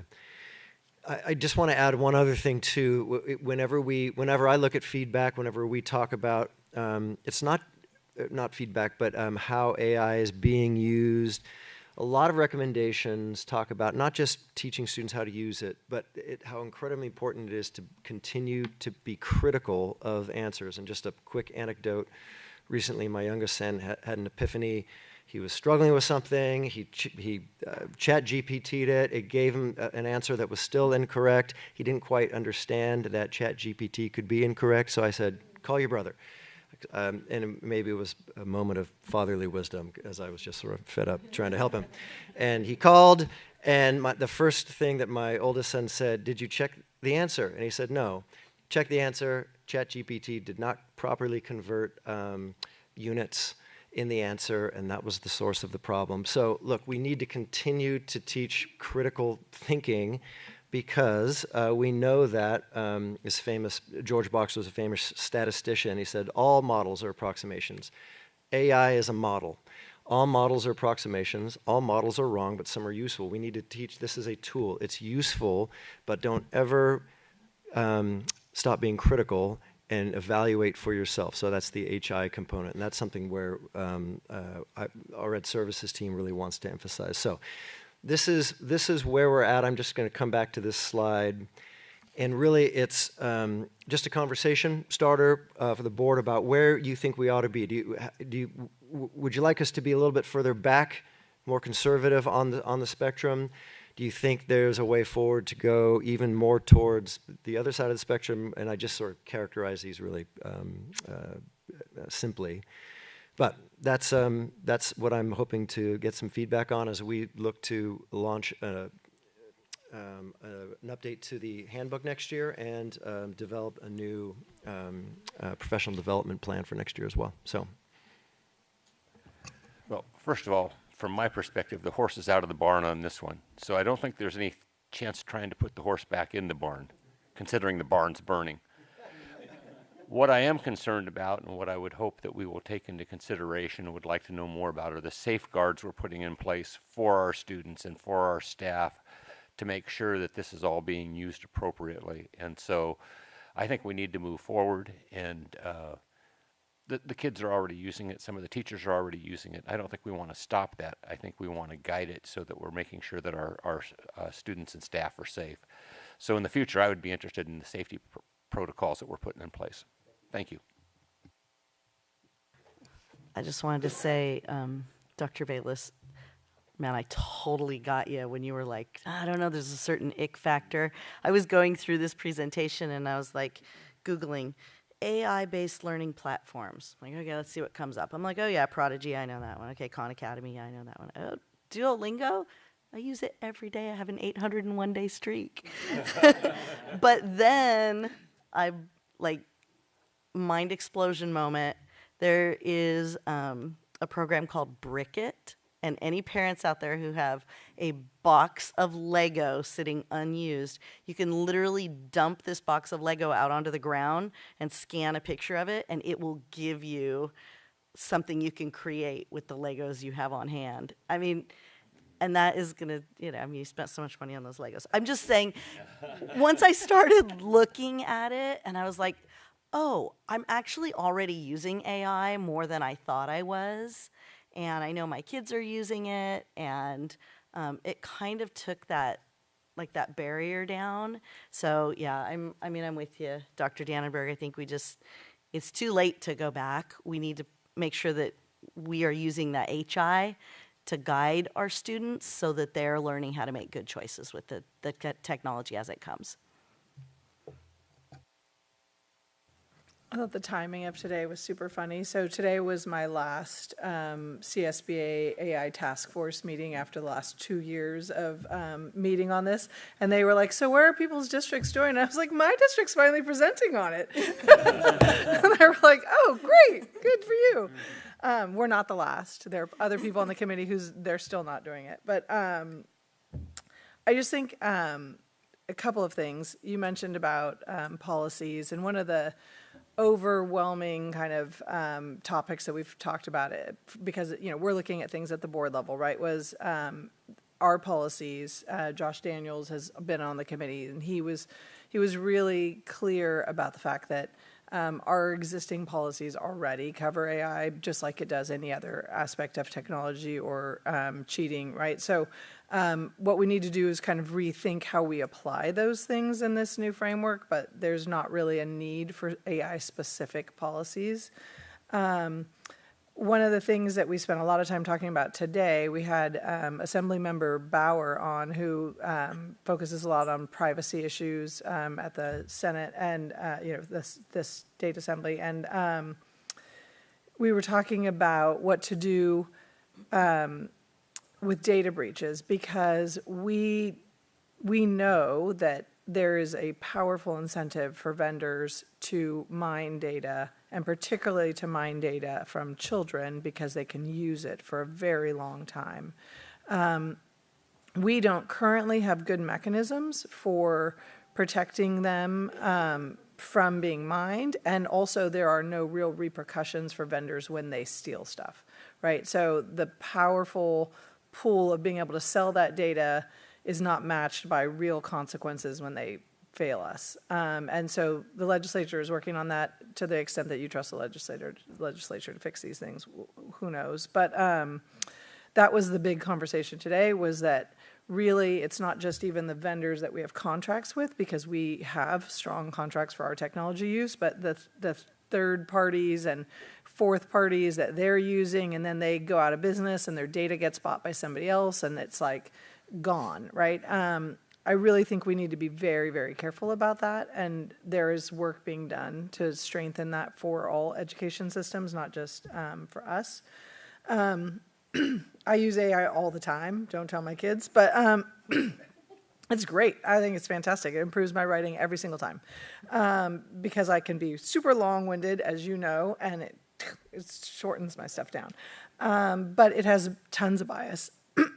And while I can appreciate that it makes some things more accessible for students who have fewer resources, we know that the biases that exist within AI's frameworks are significant and often sort of weaken the position of the same kids we're trying to support, right? So I just want us to be thoughtful in the way that we roll it out, so that we're not just saying like, yeah, it's great, it's all upside, because it's not all upside, and it's particularly not all upside for kids of color.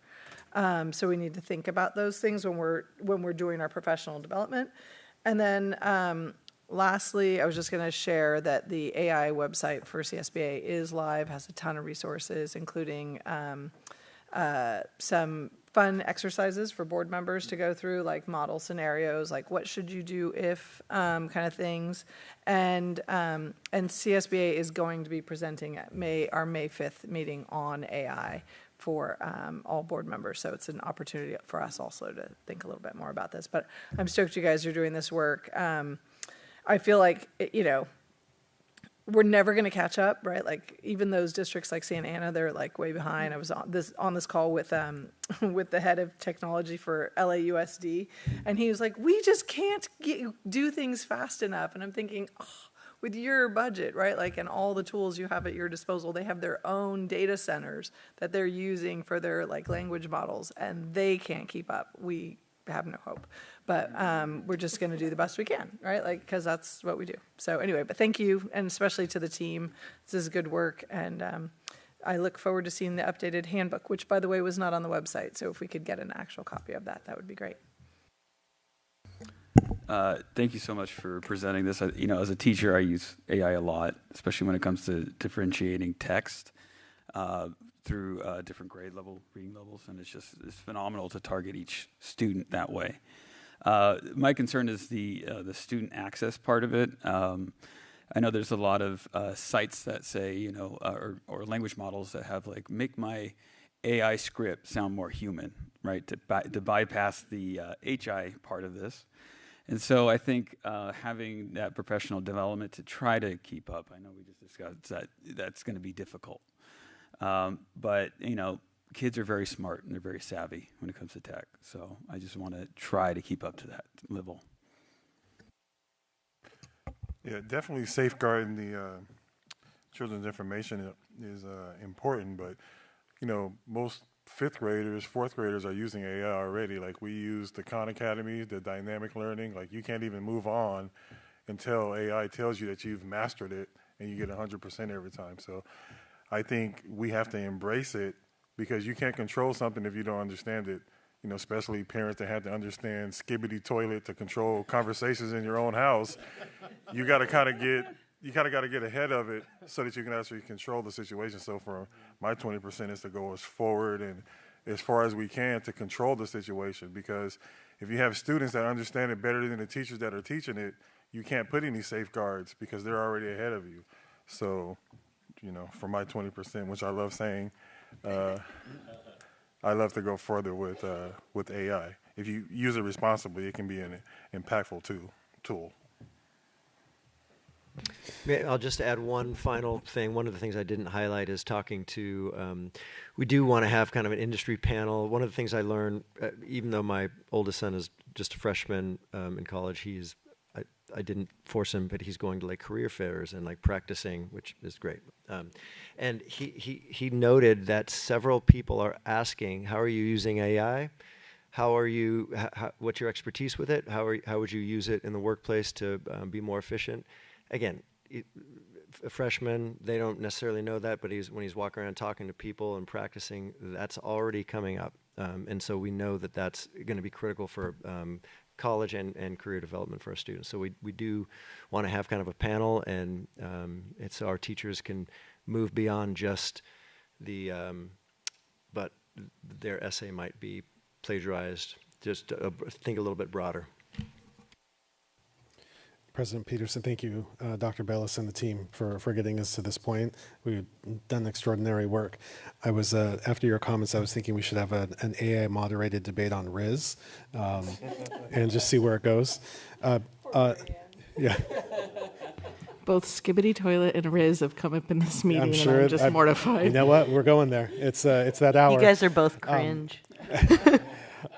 I did want to take an opportunity real quick, Anthony, just briefly, because it is getting late, but data privacy has come up a few times.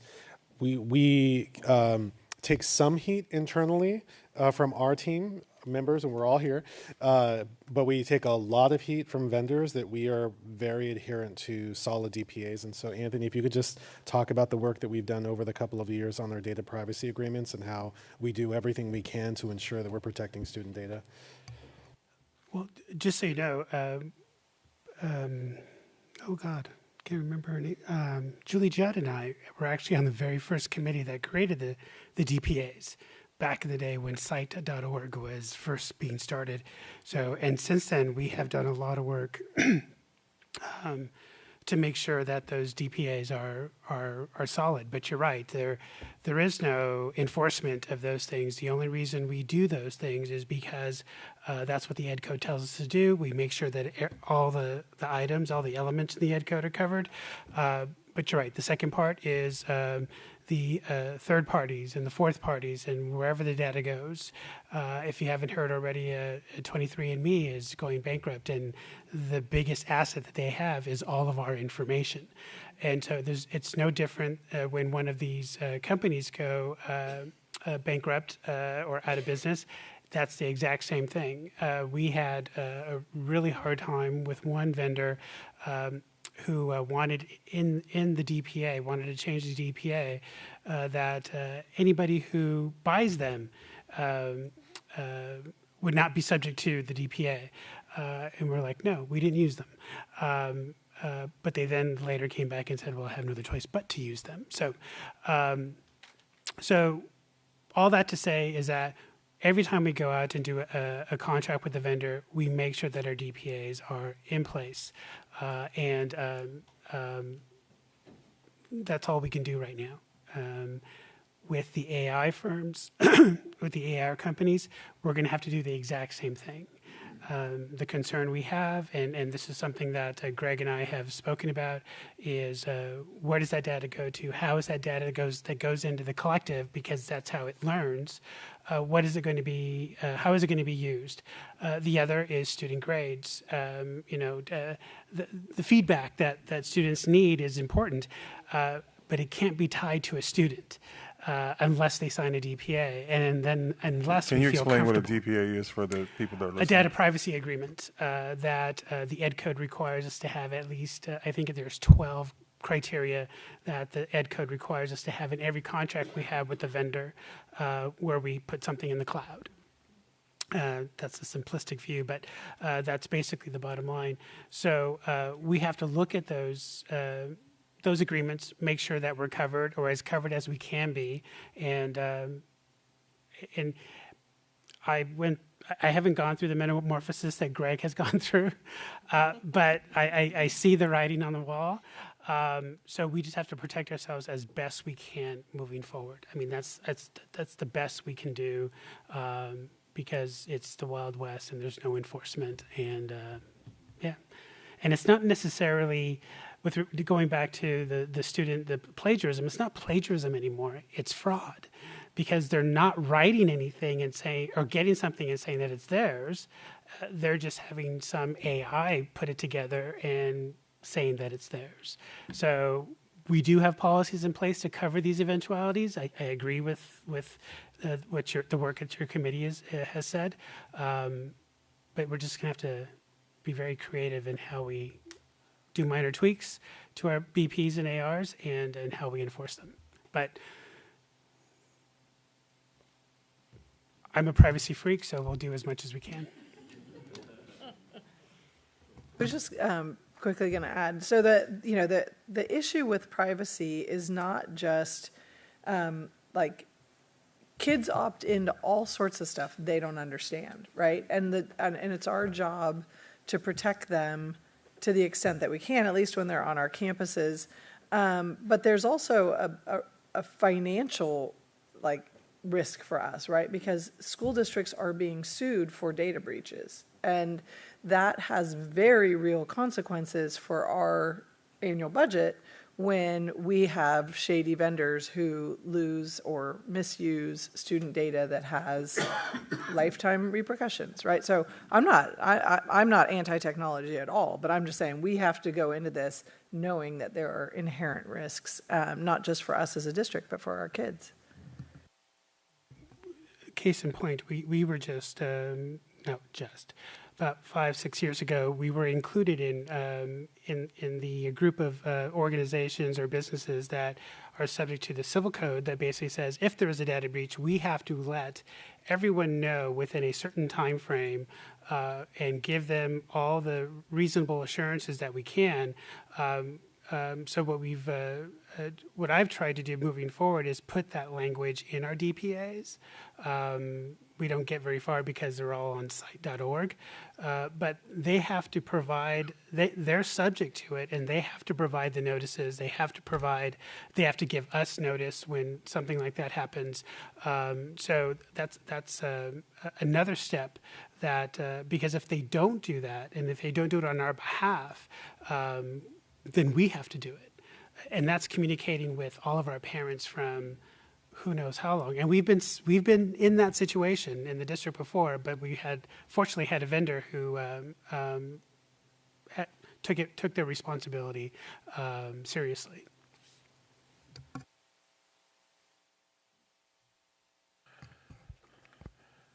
Okay. Taking into consideration the time that we have left, do we think we're going to need to extend our meeting to a certain time?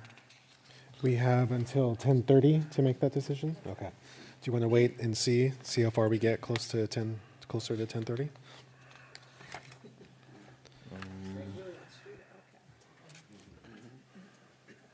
Okay, we'll revisit it. We'll revisit around 10:15. Okay, next we have the 24-25 local accountability LCAP mid-year report. It's really happening. Okay. I would say take a moment, but don't. Keep going. Let's take a moment and just, breathe it in. All right. Yeah, no, look, with Dr. Castro, President Peterson, your permission, I'll move through this fairly quickly, just because a lot of the data in here is now old, and you're going to get an annual update in a month. So I don't want to abuse the board and the public's time, but let me just provide a brief overview, which, by the way, I'll just lead with this and I'll end with this. We have our second to last LCAP committee meeting this Thursday, where we'll be looking at our just hot off the press LCAP survey data, and we'll combine that and use that to build some recommendations for the update moving forward. But here is your mid-year report. The LCAP is made up of, in terms of the amount of money, it's made up of supplemental and concentration funds. Now, the LCAP must speak to those funds. We can include other funds. We do include other funds. I have another slide on that. But at minimum, your LCAP must speak to all of your supplemental and concentration funds, which are based on an unduplicated count. And unduplicated pupils are foster, homeless, EL, low income. There's a required public engagement process. It's not just the LCAP committee, although very important. The LCAP survey is a part of that required public engagement process, which we just finished. It's our K-12 principals meeting, our DLAC. We're constantly talking about our LCAP goals. It is our district strategic plan. And it is a set of goals, it's a set of actions, it's a set of metrics, and it's a budget as well. And there are timelines. So we have to have the mid-year report on a board agenda, which we met that requirement by February 28th, and we have to have an annual review and an approved LCAP for the following year by June 30th. And so that's why we'll be revisiting this in May. The LCAP has changed over the last few years. So if you were an LCAP pro a handful of years ago and you're just now coming back to the LCAP, it's different. It's different. What's generally different is that the LCAP actions must identify California School Dashboard Red Performance Letter. So it used to be a little more, it could be philosophical. Antonio and I joke about like the old adage, just put it in the LCAP, just put it in the LCAP. That used to be kind of a process. But now, what you have in your LCAP has to be connected to your school dashboard. What you have in your LCAP, the metrics, have to be referenced. There has to be really tightly cross-referenced with California dashboard, particularly in those areas where you are in the red, in the orange, et cetera. And that money you have to show that it's being principally directed towards those schools, those student groups, definitively in the red. Okay, so our LCAP traditionally has been a 3-goal LCAP, but we added 2 additional goals last year, one of which we were required to do, that 5th goal, and I'll explain that in a moment, and then we added an illiteracy goal out of that first goal of academic achievement to kind of elevate it as a standalone goal so that it could be emphasized because it's so critical for our district's improvement and our work. So let me start with the 5th goal. We're required to have that goal because at the time we were, number one, receiving CSI, comprehensive, I'm blanking, support and improvement? Support and improvement. Yeah, support and improvement funds from the federal government because of low graduation rates. And because that's the only school in our district, Pacific High School is the only school in our district that receives the equity multiplier additional funding from the state level. And that equity multiplier is a function of a high rate of unduplicated students. If you have equity multiplier funds, the state requires you to have a standalone focus goal. And so it dovetailed with the CSI goal of increased graduation rates. If you recall, at the time, we had low graduation rates. And we called out specifically, not only for our district entirely, but specifically for Pacific High School as well. And of course, our traditional goals, center lane for us is, of course, improving academic achievement while decreasing student gaps. And goal 2 and 3, positive learning environments, student mental health, so that as a means to better achieving goal 1 and goal 3 as well, engaging families as partners in education, again, as a means to getting at goal 1.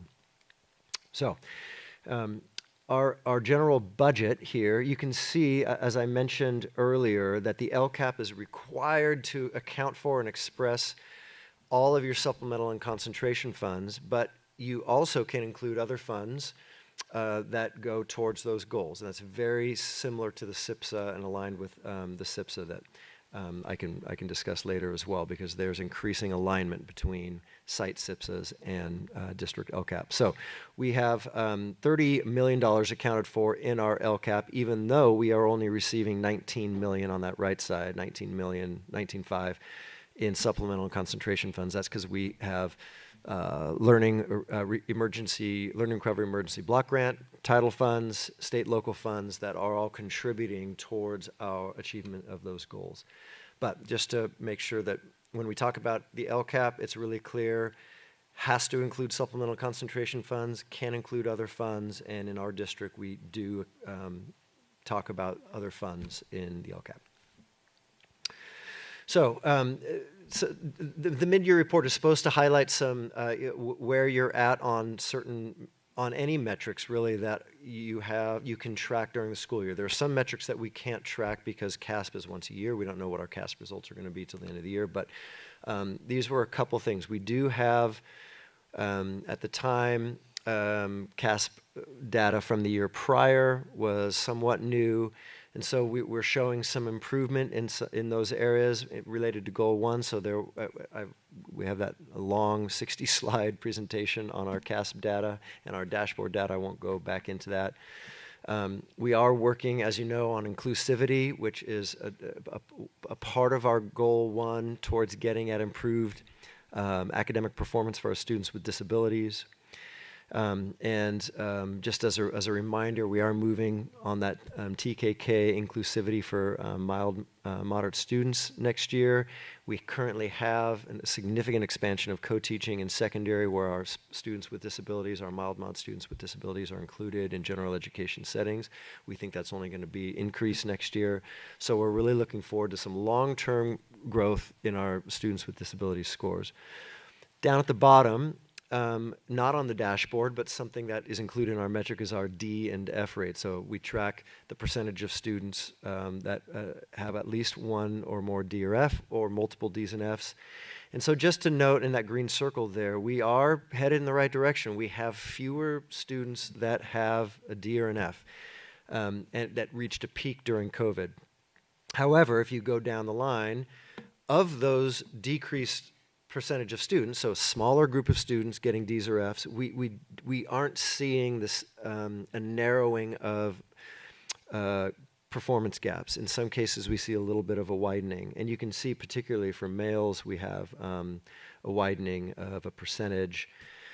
So that's something that we're obviously consistently talking about in ed services, in our PD regimens, our K-12 principals meetings. So some positive things, but some areas still that we are needing to focus on and improve on. I've already presented on the dashboard data. We know that we had significant improvements in chronic absenteeism, which we know is closely tied with that first goal of improved academic achievement. Same with a decline in suspension rates, all really positive. Another metric there in the middle that we included in Goal 2, which is about positive environments, because we know the long-standing solid research about students that in high school that are involved in athletics tend to have higher academic achievement, and they tend to have higher GPAs and better attendance, all those kinds of things. So we do want to incentivize and promote student athlete participation. So we did see a 3% increase overall there as well. So, and that bottom chart is just a replica of the one from the previous page. Dr. Bayless, can Yes. I stop you just for one Sure. second? I know we're flying through these. So what is the percentage on the high school student athlete rate? What does the 35% and 38% represent? Thank you. Yeah, so that means 35% of students participate in one or more season of sport. And sometimes it gets quoted as we have 50%. That it doubles. That's for multi-sport athletes that are a fall sport athlete and then a winter sport athlete as well. So our true percentage, the best we can track, given our current system, is a little over a third of our students are involved in athletics. And this is certainly not to say that there's something exclusively special about athletics. Any sort of extracurricular involvement, music, has that same effect. It's just this is, by the numbers, the largest of that kind of extracurricular intervention. Thank you. You could call it, sure. Okay, on that goal 3, engaging families, I do think we've done a lot of really good work surrounding this in the past couple of years. We have significantly expanded the number and range of offerings for students, and it's largely been driven by their requests. Either Project to Inspire, Disciplina Positiva, all those kinds of the parent workshops, Dr. Victor Rios, AAPC, as you saw earlier today. It's always an area we can improve on. I'm really pleased with the work that we're doing here. We don't have, one of the questions that we get is, do we track our attendance? We don't track our attendance at LCAP. Well, we do. We have sign-in sheets, but we don't have a metric that says we're increasing the number of points of contact we have with our parents outside of the normal course of business or at athletic events. We don't do that. It would be nice to be able to get there, but I'm just being really honest, and we don't have that right now. Sorry, if you could just go back. One of my questions on this was, having looked at the LCAP, everything is bunched, right? Like, so these goals, there's no way of knowing how much each of these things costs and how much value we're getting for it, right? So I would love to have a way to actually assess either impact or value, and maybe that's something that we can look at moving forward. Yeah, absolutely. What would be valuable for us is to continue to construct the LCAP as it is, because otherwise each of those actions and services would become pages on some of them. But what we can do, Joey's not here, but we do know that Joey maintains, in order for us to track expenditures by goal, we can break down that and use a document like that for the board. We have to report that in the annual update. Yeah. So each goal and action would be broken down by how much the district is spending. Yeah, the problem is that the goals and actions include like 17 different projects, right? So per project, it would be good to know that information. But I mean, I don't think it's a huge extra amount of work, but I'm not the person doing it. So. Yeah, so we can do that. Yeah, we're close enough to that with how we are. Wouldn't be too much to add a little bit more.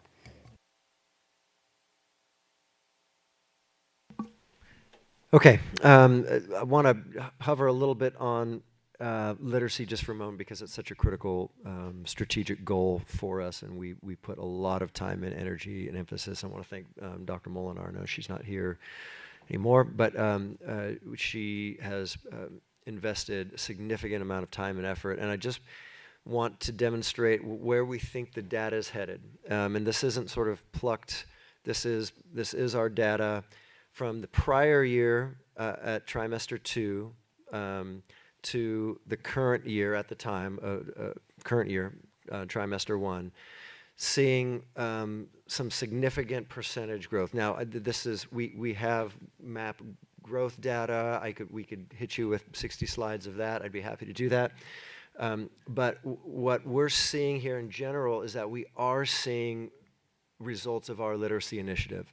It's I can't tell you that it's perfect and it's across the board. It's still a little uneven, but we're seeing growth in areas and at grade levels that we haven't seen in a long time. So I'll just leave it at that we think we're on the right track. We have our relationship with CLU and the training for the California Literacy and Reading Project. All of that professional development is really critical. It's not something that we had a few years back. We didn't have that kind of emphasis and double down on literacy and on systematic teaching of literacy. And I'll just add, too, with the increase in the requirement from the state about dyslexia screening and our need to increase our sophistication and our systematic response to that. This is timely. This is perfect. So that's what I think our Ed Services team wants to share with you, is that we think we're on the right track here. And it's going to take time, but we're starting to see some green shoots in that, from that initiative. So, Dr. Bayless, I would just add on that one, and this is always one of my frustrations in reading these growth data information charts. If you're looking at like trimester 2 of last year to trimester 1, if the public is looking at this data, they should, if they want to track actual groups, same groups of kiddos, they should be looking. So if you were, at 60%, 66% in kinder trimester 2, then you're actually going to be looking at first grade trimester 1 because those kids would have gone to the next grade. So just important for people to be able to understand that data. And I really appreciate that.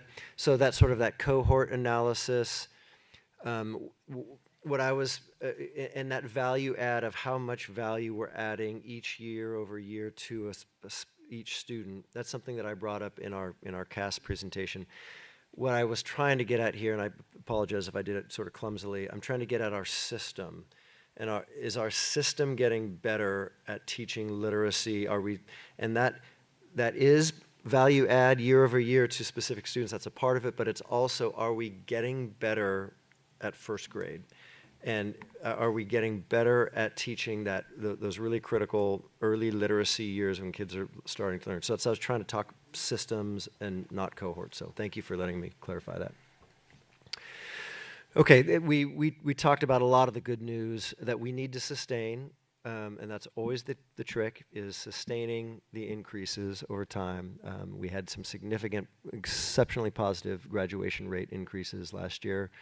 Again, some of it was a result of some data challenges, but I do think we have improved our systems for catching students and for working with them, early intervention, credit recovery throughout their high school, but also in that last final senior year as well.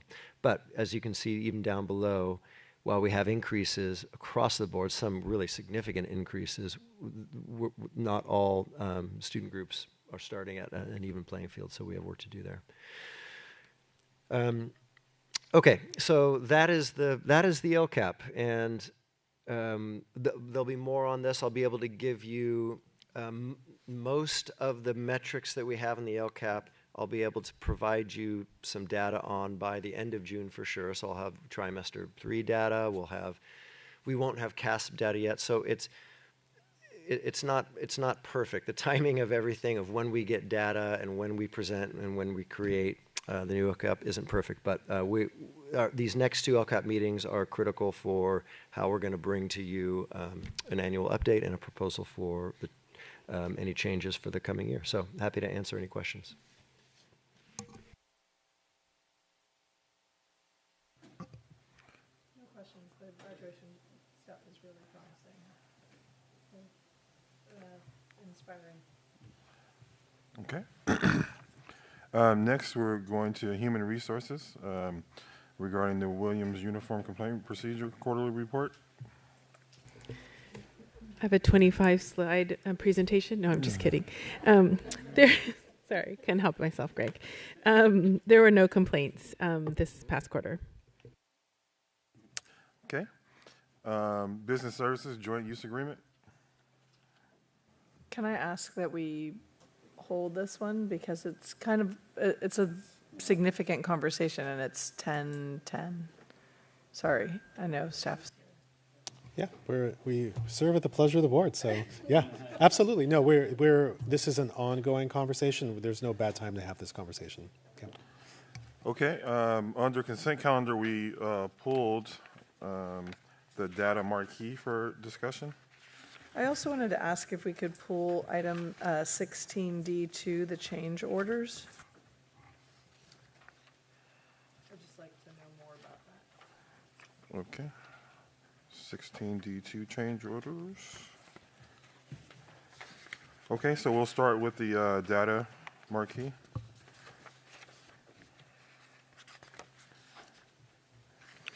Were there questions or did we need more information? What was the reason for the... I had some questions about that. I understand from speaking to some of the folks at De Anza that this was an issue that came up earlier in the year about replacing it, and that the school site council had asked for some more data just about whether or not they had had a second bid, and whether or not they had consulted with staff if there were any other pressing issues for that $20,000 purchase of the new marquee. Especially, I understand that the ease of use is considerably better with the new marquee, but that the other one was just purchased in 2018. And I was hoping that we might be able to get some more information on whether or not that process, that any other information had been generated before we receive this. Yeah, I'm happy to provide that information. I can either do it by board memo or I can answer the questions that I'm aware of now. Yeah, I think as we've done in the past, if you can give us our questions, and then when we bring that back, we can get some information to you and then bring this back as soon as we can after we give that information. Yeah. So there were questions about staff input, questions about whether or not there's an equal product but for less for less money. So those were two. Mm-hmm. Were there Yeah. any other questions? Well, so as far as the staff input, just that, is there anything more pressing than that marquee? Especially as far as bang for the buck. I know that there's a lot of students who take buses, and there's a lot of kids, given that it's a middle school, that they're not even, the parents are meeting them off campus, so they're not even really getting the benefit of the marquee. So, there was just some concern about the overall strength of that $20,000. Sure, effective use of those funds Yes. for that purpose. Okay. Yes. And I think it'll be good for us to at that time share what is the community's perception also in terms of the use Yeah, what I'm groups kinda confused what groups does that on- serve? I'm kind of confused on the discussion on this, that we be weighing in on that decision if the school needs a marquee or not. Was it? I mean, it didn't come to my attention. I was wondering, is this something that one person is asking? Is this 20 people? Is this 50 people? I'm kind of confused about the discussion in pulling a marquee that. So I think part of the discussion also came that there's a change to the bylaws, which I was contacted by 5 different individuals on this one item, that there's concern about the fact that the bylaws have changed for school site council, and that originally this had been in school site council's jurisdiction, in their wheelhouse, and that now it is something that they are not going to be voting and they don't have input, and there's some concerns about transparency with the new bylaws and whether or not there is legitimate input from parents. So is it about the bylaws, or is it about that they didn't get to vote on it? That's the part I'm It's kind of both. confused on. Is it that So there's the school site council initially did not support the principal's request to buy this marquee. But then with the change of bylaws, now she doesn't need their approval, and now it came before us. So the new bylaws don't need the approval, and so now we're saying. The approval of the school site council, but they still need ours. And we're saying because we're making a decision because the school site council says, oh, since we can't vote it on it anymore. So that's I just the reason why I'll clarify for the benefit of the board's discussion. The SIPSAs are required by law for Title I sites to have their Title I funds in the SIPSA. They can have other funds, but they don't have to have all of the site funds. They don't have to have supplemental funds or site-based funds. So where the clarification is, the confusion, the frustration for the revision of our SIPSA process is that site-based funds don't have to be included in the SIPSA. And the SIPSA is what is voted on by school site councils, not budgets. The SIPSA, which includes the goals, and it has a budget in the SIPSA, but a site budget, a site-based budget, just like the perfect analogy is the LCAP. The LCAP has to have supplemental and concentration funds. It can have other funds, but it certainly doesn't have all of our district funds in the LCAP. So this is a microcosm of that, whereby it's site-based funds. It's going to be swept within a month. We don't get that back. There's nothing else that the principal feels like it can be used on at this time.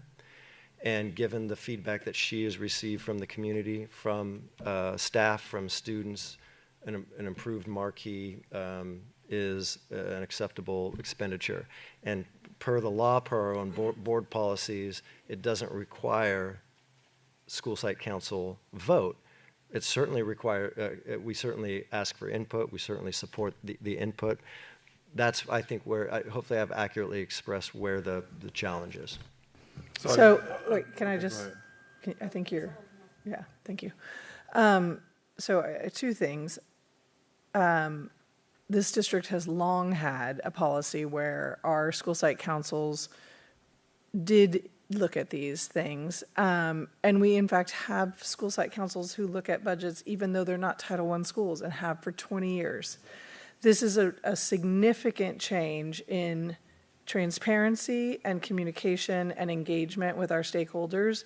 It happened without communication with the board, and I think this is one tangible example of how that plays out in the community, right? So whether or not the funds are swept is a decision. That's not automatic. It's not being swept by the state. It's being swept by the district. And if we say it's not going to be swept, it's not going to be swept, right? So I think there's this sort of narrative of things having to happen that don't, in fact, have to happen. And for me, the problem is just communication. Like the process, the communication, the engagement has not been there. This principal said staff supports it. A staff meeting never happened where this was presented. So I'm not accusing the principal of not being honest. I'm just saying I think we need more communication and more transparency, because at the end of the day, these are public funds and people have a right to weigh in on this stuff. I see where the conversation is going, so I want to go back to the questions that you need to respond to, because we're talking about this, but we haven't actually provided information. So there were questions about the engagement level of staff. There are some suggestions that student voice was in there as well. What are some other questions that we need to make sure that we're responsive to, especially because here we are having a conversation about a principal and engagement, and they're not here. I just want to make sure that we have the opportunity to reflect what did happen. Dr. Dannenberg, did you have any? Yeah, just, we're talking about sweeping of funds. Why are we sweeping funds, and what is that all about? Because that plays into this. I mean, if they can carry over those funds and use it for something else, I mean, is it a rush to spend the money just because they're told they're going to lose their funds, or what's going on there? No, that decision was made to encourage them to spend their funds, because what was happening is principals were hoarding the money for 4 or 5 years at a time and just sitting there. It was not being effectively used. So it was a strategy to help them use your money. You have the money to spend on certain uses. You have certain pots of money that can be spent on certain things. Plan to spend it. Don't just... Yeah, and again, we're having a broader conversation. There have been, I do want to give some context to that. Since COVID, there had been a challenge that multiple principals have faced spending money because we couldn't get people to do jobs that we had asked them. There were lots of reasons where we are. Over the last 2 years, we've actually become much more effective about spending money. So we've been monitoring that there's a context to that.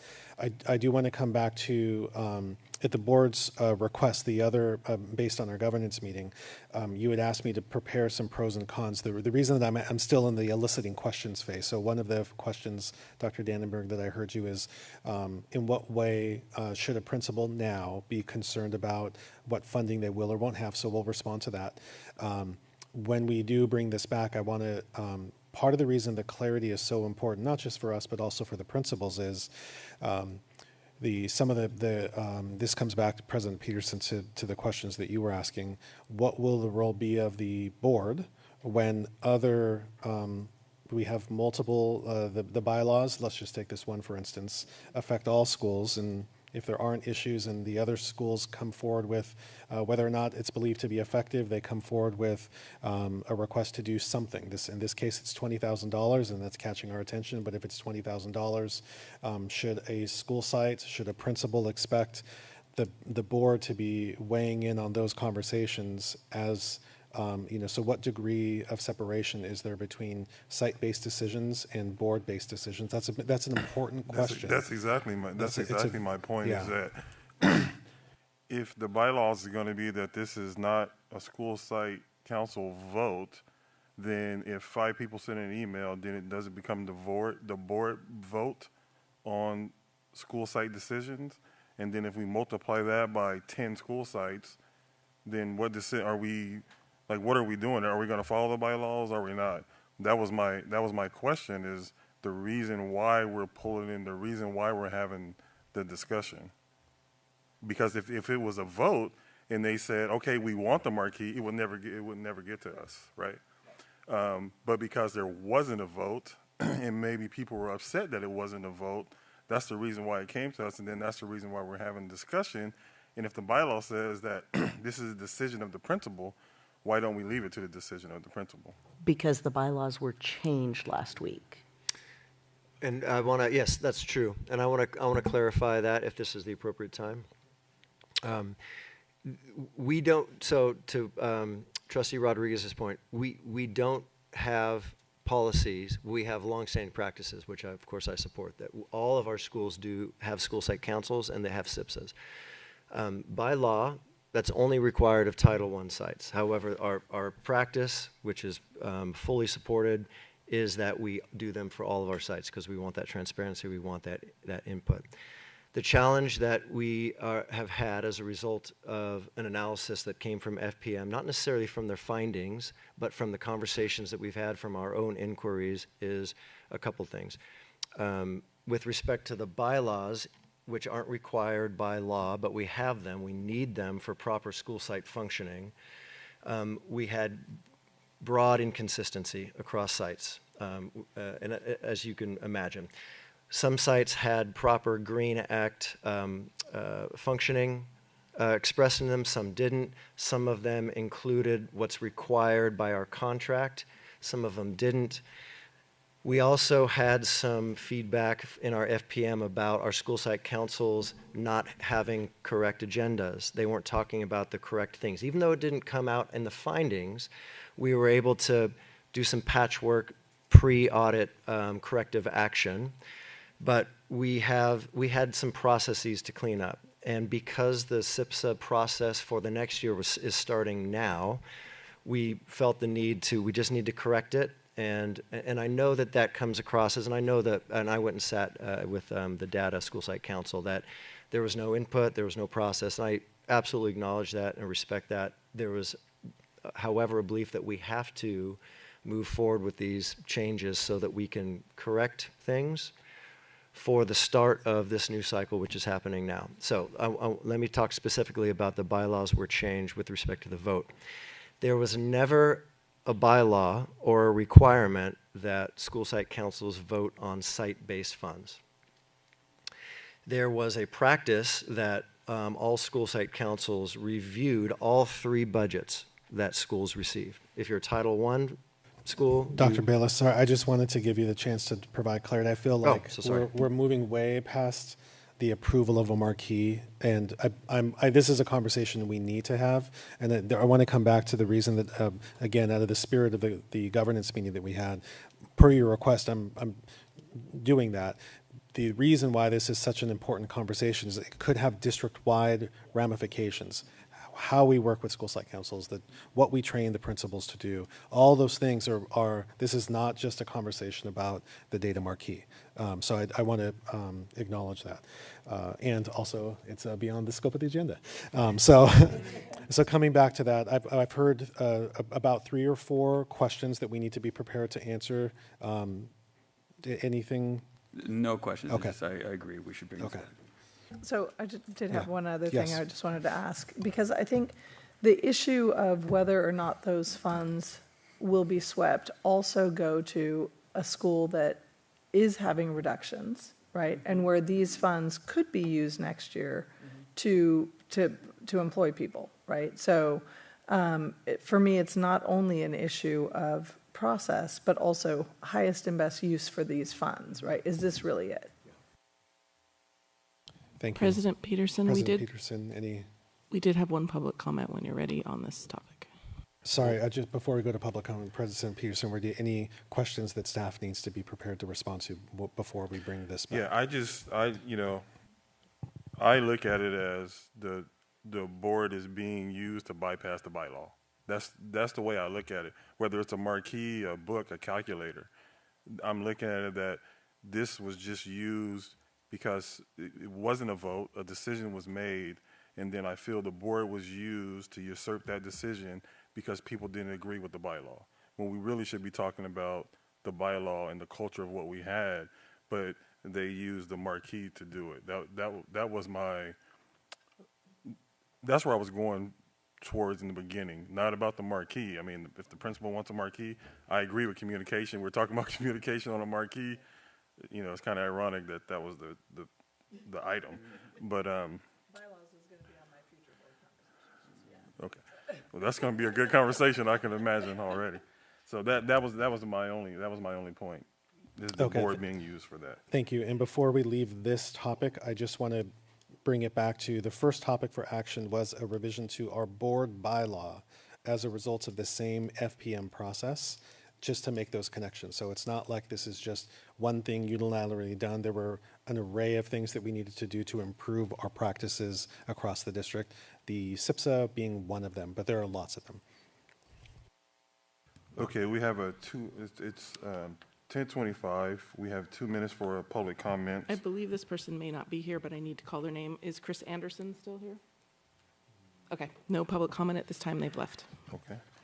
So besides the marquee on the consent calendar, we pulled something else? Yes, the change orders.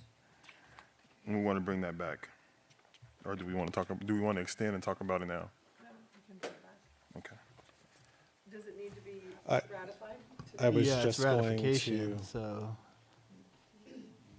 I mean, we have Terry and Jason here that could answer any questions. It's really just a quick question. Yeah. Like, why are we spending I don't have my glasses on, $835,000 on change orders? And as Ms. Ellison is coming up, if we could just, President Peterson, if you could just hold a quick vote to extend. Yeah, the meeting. so we're gonna extend by 20 minutes? Or we can end early, so you wanna just do 11? And we'll just end when we end, okay? I'll entertain a motion. So moved to end by 11. Second. Thank you. Vote as follows. Trustee Danenberg. Yes. Trustee Fredericks. Yes. Trustee Rodriguez. Yes. Trustee Forsythe. Yes. And Trustee Peterson. Yes. Thank you. Motion carries 5-0. Okay, thank you. So I understand the question is why have we reached this high level of change orders to date? You may recall on this project that we actually went out to bid before we had DSA approval. That's a little unconventional. We typically would never do that. On this project, however, we chose to do that with staff approval because we had funding that was expiring. And it was quite a big pot of money that was expiring. Sorry, just so you know, the way it's listed here, it doesn't actually tell us which project it was. So it doesn't say a project. Which project was this? Oh. It says.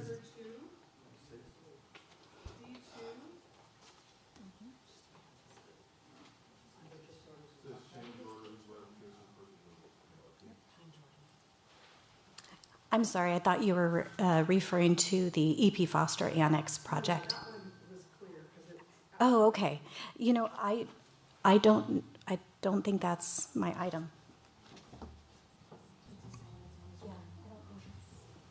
Oh, so okay. So sorry, Terry. Then we're not talking about the change order for. Yeah, the I'm EP sorry. Foster. That was a misunderstanding there. Yeah. So I'm not sure. Okay.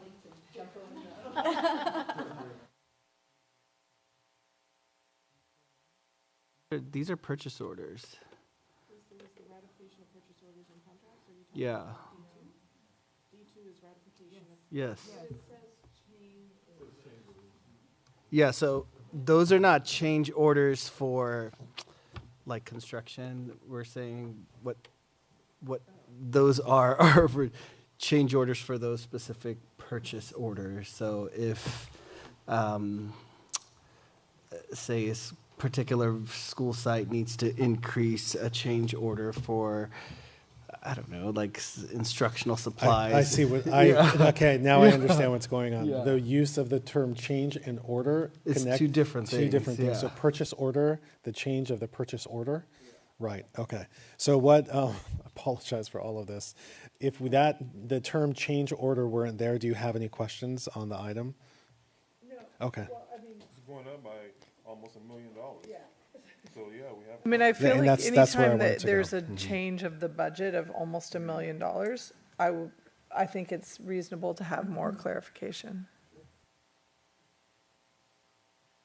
So I mean, we could bring this back to Yeah. give you an exact what the increase was for the purchase orders and which purchase orders were increased and why. Yes, we'll be prepared to provide an analysis of what the change was of that increase. Okay, thank you. Okay. There we go. No, we got there. That's So good. the Thank you. consent calendar. And once again, I just want to clarify, those are not expenditures yet. Those are purchase orders. Those haven't materialized into expenses yet. Right, But but we're they approving it could. to be paid. But they could, right, yes. Again, for me, it's more of, I would really like to understand on $22 million worth of expenditures, why we're off by almost $1 million. Like, if it's because, more kids needed chairs, okay, whatever, like, but it would just, I think it's just, we need to know. Okay, so the consent calendar now will be approved without the marquee and without the change order. Is there anything else that needs to be pulled or discussed? I'll make a motion to approve the consent calendar minus those two things. Second? Thank you. Vote as follows. Trustee Dannenberg. Yes. Trustee Frederick. Yes. Trustee Rodriguez. Yes. Trustee Forsythe. Yes. Trustee Peterson. Yes. Thank you. Motion carries 5-0.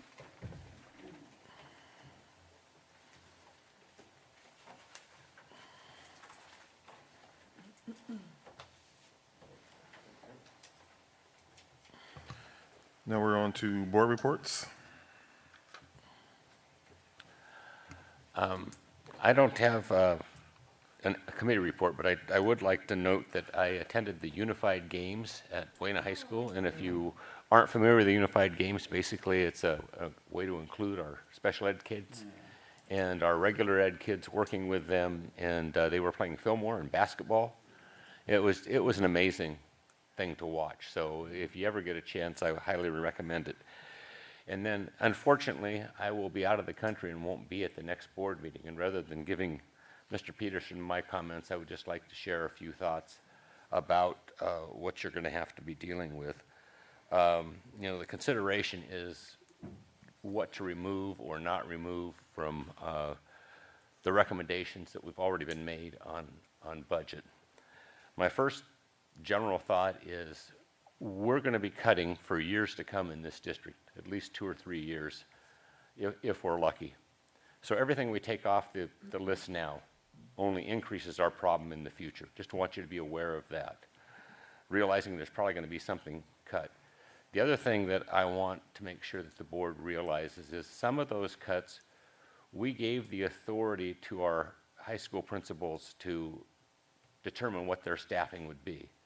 And if we interfere with that, then I think we need to come back and revisit whether we give them that authority in the future, because I don't think we ought to be interfering with how they're going to staff their schools, where we gave them that authority to make those decisions. And some of those people on that list are in those decisions. So I would just ask maybe the superintendent to remind, if talk comes that we're going to actually take those off, that was a site decision versus a board decision. So those are my thoughts on that. In reality, I would like not to have to cut anything, but the reality is we've got a budget problem that we've got to deal with. And Dr. Dannenberg, even though this is the board's period, I just wanted to acknowledge that, but given that we won't have a discussion, I'm not going to weigh in, but thank you for those comments.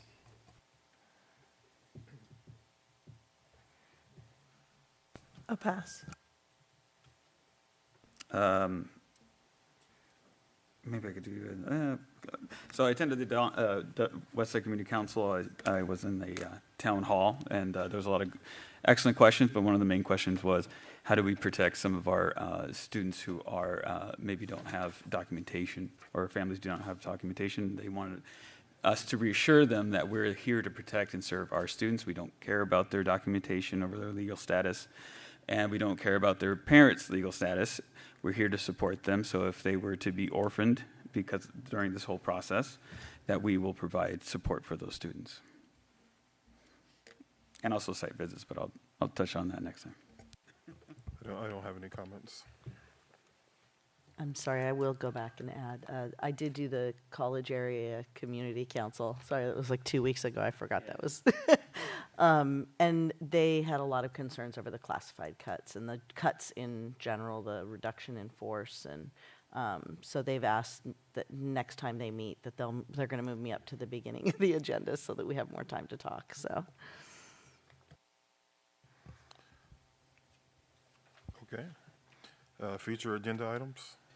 Just before we go on to that, if you take a look at the screen, we have coming events. Dr. Bayless already highlighted the LCAP Advisory Committee meeting. Everyone, if they're still watching, you can see the dates there. I just think this is a really good opportunity to thank all of our parents and communities who contribute to these things.